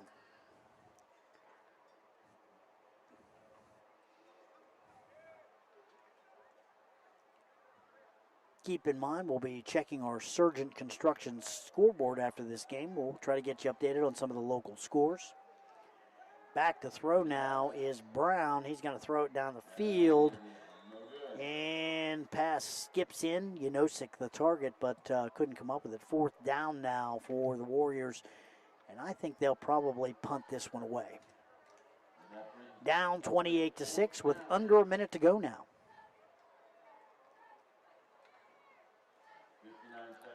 Like I said, Rich, this game a lot closer than it looks on the scoreboard. Yeah, everything that happened late, and you're right. When you look at the score, you'll think the Warriors were never in it, but that wasn't the case. They had their chances. 14-8, and they had the football. They were moving just a little bit and couldn't sustain the drive. Brown's back. He's looking, got some trouble, guns the ball down the middle of the field, and it falls incomplete. That'll turn the ball over to the Zeps. 52.8 seconds left, and I'm thinking that we'll just see the Zeps go into victory formation. Big win for Coach Mack and his boys. Coach Kearns back to the drawing board. Warriors will drop to 0-4. Zeps will improve to 1-3 on the year.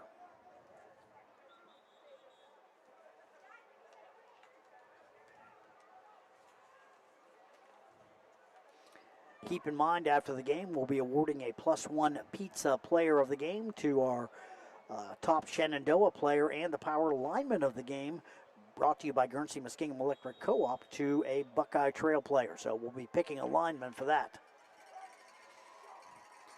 There's the snap, there's the knee, and that should, they may have to take another one. Buckeye Trail not stopping the clock. Zeps just lining up again. They'll let some clock run down, and they will take one more snap, and that should do it. There's the snap, and that should do it. Under 30 seconds now. Zeps head to the sidelines to celebrate. So now the teams line up, and they go to shake hands. Want to thank our sponsors one more time. Cedar Ridge Behavioral Health Solutions, patrons Buckeye Mutual Insurance, Abel's Electric Heating and AC, Allwell Behavioral Health Services, Dutro, Ford, Lincoln, Nissan, Chandler Funeral Home, Farmers and Merchants Bank, Doan Ford, Village Hardware and Rental, West 40 Auto Sales, McVeigh Perkins Funeral Home, Bicon Services, and Sue Snowed State Farm. Without these sponsors, we couldn't be here tonight. We're happy to bring you this game. Final score from Shenandoah High School. It is Shenandoah Zeps 28, the Buckeye Trail Warriors 8. We'll take a break, add up some of the numbers, and we'll be back with more right after this. This is Brian Chandler and Hallie Morgenstern Blackstone here from Chandler Funeral Home and Cremation Service. As our local youth from Caldwell and Shenandoah hit the field this season, we want to send a huge shout out and best of luck to each and every one of you. Whether you're on the field, the court, or the track, we're rooting for your success. Go Zeps and go Skins. Here's to a fantastic season ahead from all of us at Chandler Funeral Home. Thank you for letting us care for your community for over 2 decades. Honestly, we've all been there. That place where it's past anxiety, past focus, where even reaching out to your closest friend feels too hard. I'm Crystal Reynolds with Cedar Ridge Behavioral Health Solutions. We understand how fast those feelings can take over, especially with the stress of work, family, and life. That's why we've opened a mental health urgent care clinic in Cambridge, Ohio, Monday through Friday, 8 a.m. to 5 p.m. No appointment needed. Just walk in. Come in today. Feel better today. Call us, Cedar Ridge Behavioral Health Solutions, Mental Health Urgent Care. I was sitting in my car, and it wouldn't start. I lifted the hood, and the engine was falling apart. What would I do? My eyes filled with tears. Then on the radio, I heard of West 40 by Pay here, where for a little money down and a little each week, I could have a car, nice, shiny, and sleek. So I walked in the door, and I put the money down. Now I got a nice car that I can drive around. West 40 by Pay here will help rebuild your credit. The corner of Dewey and Route 40 in Cambridge, don't you forget it.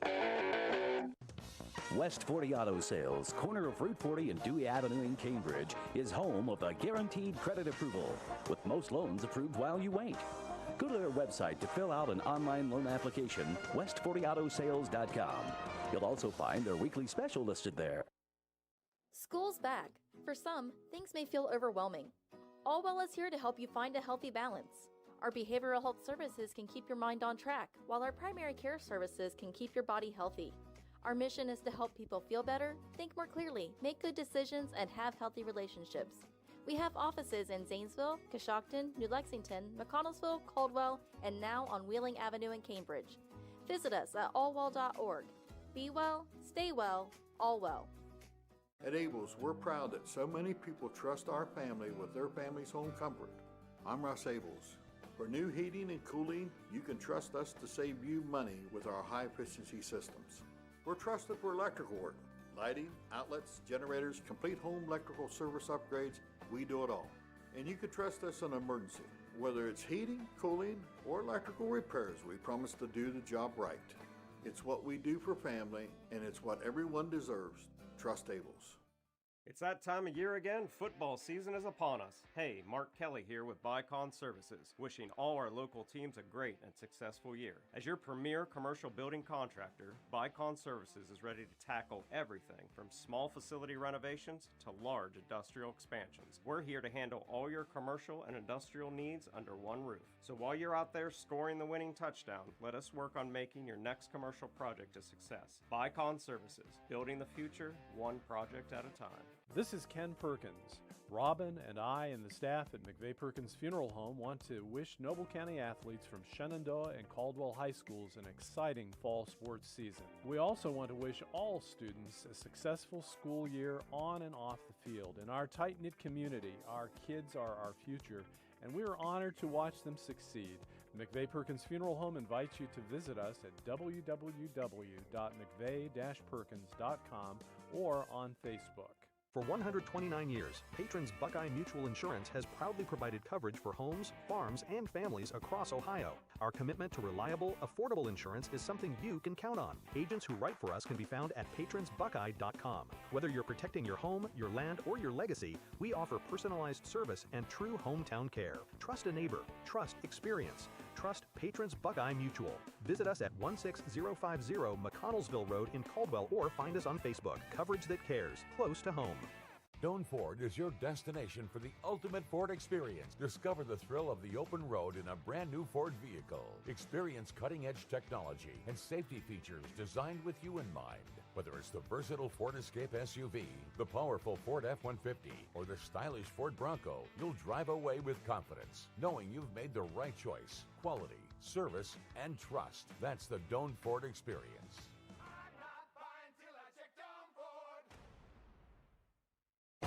High school football From ABC Sports. on WBNV, Barnesville, Woodsfield. 93 BNV. Welcome back. We're at Shenandoah High School. Bill Cassler, Dr. Richard Hall with you here. Man, good football game here tonight. Now, it did end up 28-6. A couple of late touchdowns by the Zeps. This was close almost all the way, Rich. It really was. You know, Shenandoah was up 14-0. Buckeye Trail finally gets on the scoreboard with the Mason Todd 34-yard touchdown run, and then also was able to come up with a two-point conversion with 10:01 left in the fourth quarter to cut this thing to 14-8. And then later in the fourth quarter just kind of fell apart for the Warriors. Shenandoah, Cole Van Fossen with a 39-yard touchdown run when we thought they simply were going to run the football to try to put this game away and run the clock out. So with 3:05 to go, Cole Van Fossen, 39-yard touchdown run. Buckeye Trail gets possession once again. And then we have the turnover pick six by Caden Van Fossen with 2:49 to go to simply put this game out of reach for the Warriors. Shenandoah tonight did a nice job. You know, like we talked about all night long, been injury depleted.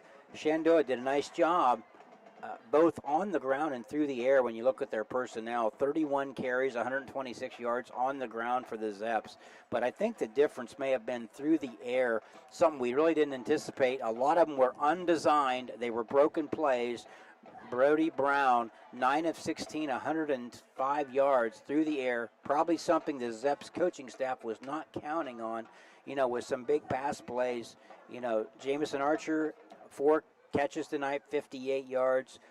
Tage McPeak, 5 catches tonight, for 42 yards to lead the Zeps. So when you look at them, and no turnovers by Shenandoah tonight, and they won it both on the scoreboard and offensively when you combine their numbers.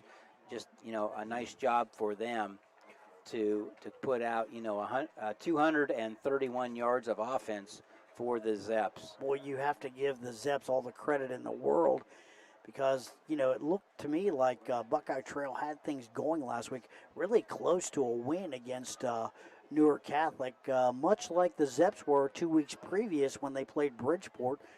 Bulldogs were able to come away with a 22-20 win. A lot of people watched that game, felt like the Zeps probably should have won. So these teams have both been close on a number of occasions, but tonight the Zeps break through 28-8, a big win for Coach Mack and his crew. They look good. They have to be happy to be in the win column, so they're going to go into study this week and getting ready for the Trimble Tomcats, knowing they've got a win under their belt. Really are. And if you look at Buckeye Trail on the stat sheet side for them, very even on, even in terms of carries on the ground. Buckeye Trail also had 31 carries for 146 yards unofficially. But the biggest difference was through the air. Buckeye Trail was only 4 for 13 for 27 yards, Bill. Trey Unisic had 1 catch for 10 yards, and Tyler Harrell had 1 catch for 11 yards. Buckeye Trail simply could not get anything going in the passing game, where Brody Brown was able to just do enough through the air, something they weren't necessarily counting on. But again, undesigned broken plays. Brody Brown did an outstanding job through the air, finding his receivers again for that, 105-yard passing performance, Yeah, and with that, with those stats, I think this is fairly easy. We need to award our +1 pizza player of the game. We're going to award it tonight to Brody Brown. I don't think there's any doubt in anyone's mind. Now, first half, I might have said, hey, we got to give Jamison Archer a little consideration, but that second half performance by Brown, he really led the way for the Zeps, providing a lot of opportunities for Shenandoah.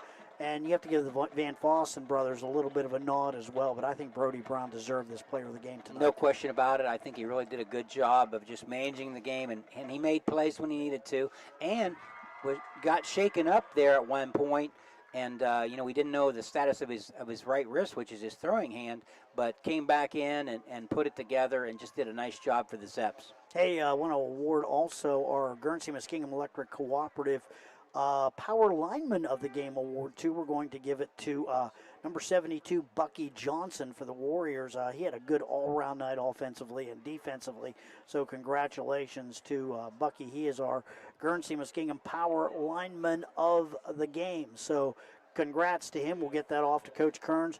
We will get Brody Brown his free medium 1-topping pizza from +1 Pizza as well. We don't want to forget about that. Man, good game tonight, partner. Nice job. Appreciate you coming in and doing the stats and, of course, providing the commentary as you usually do. So, fine job. Carson Hastings, our shooter tonight, our cameraman. It's his first time. He did a very, very good job as well. Bryce Haynes, our technical director, keeping us on track as usual. So, a great job by him. I'm Bill Cassler. Final score. One more time. I think we've got all our spots in. Oh, hey. I don't want to forget this. Almost forgot to run the scores, which I so carefully compiled before we basically went on for our halftime, our post-game wrap-up.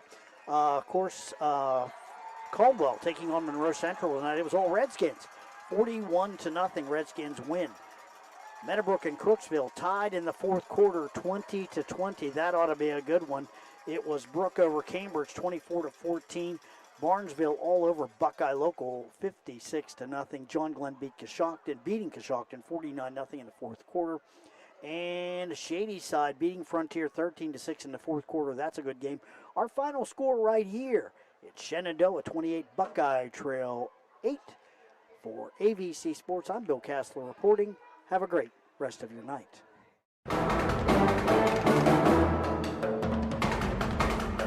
You've been listening to High School Football, a presentation of AVC Sports on WBNV, Barnesville, Woodsfield's 93 BNV.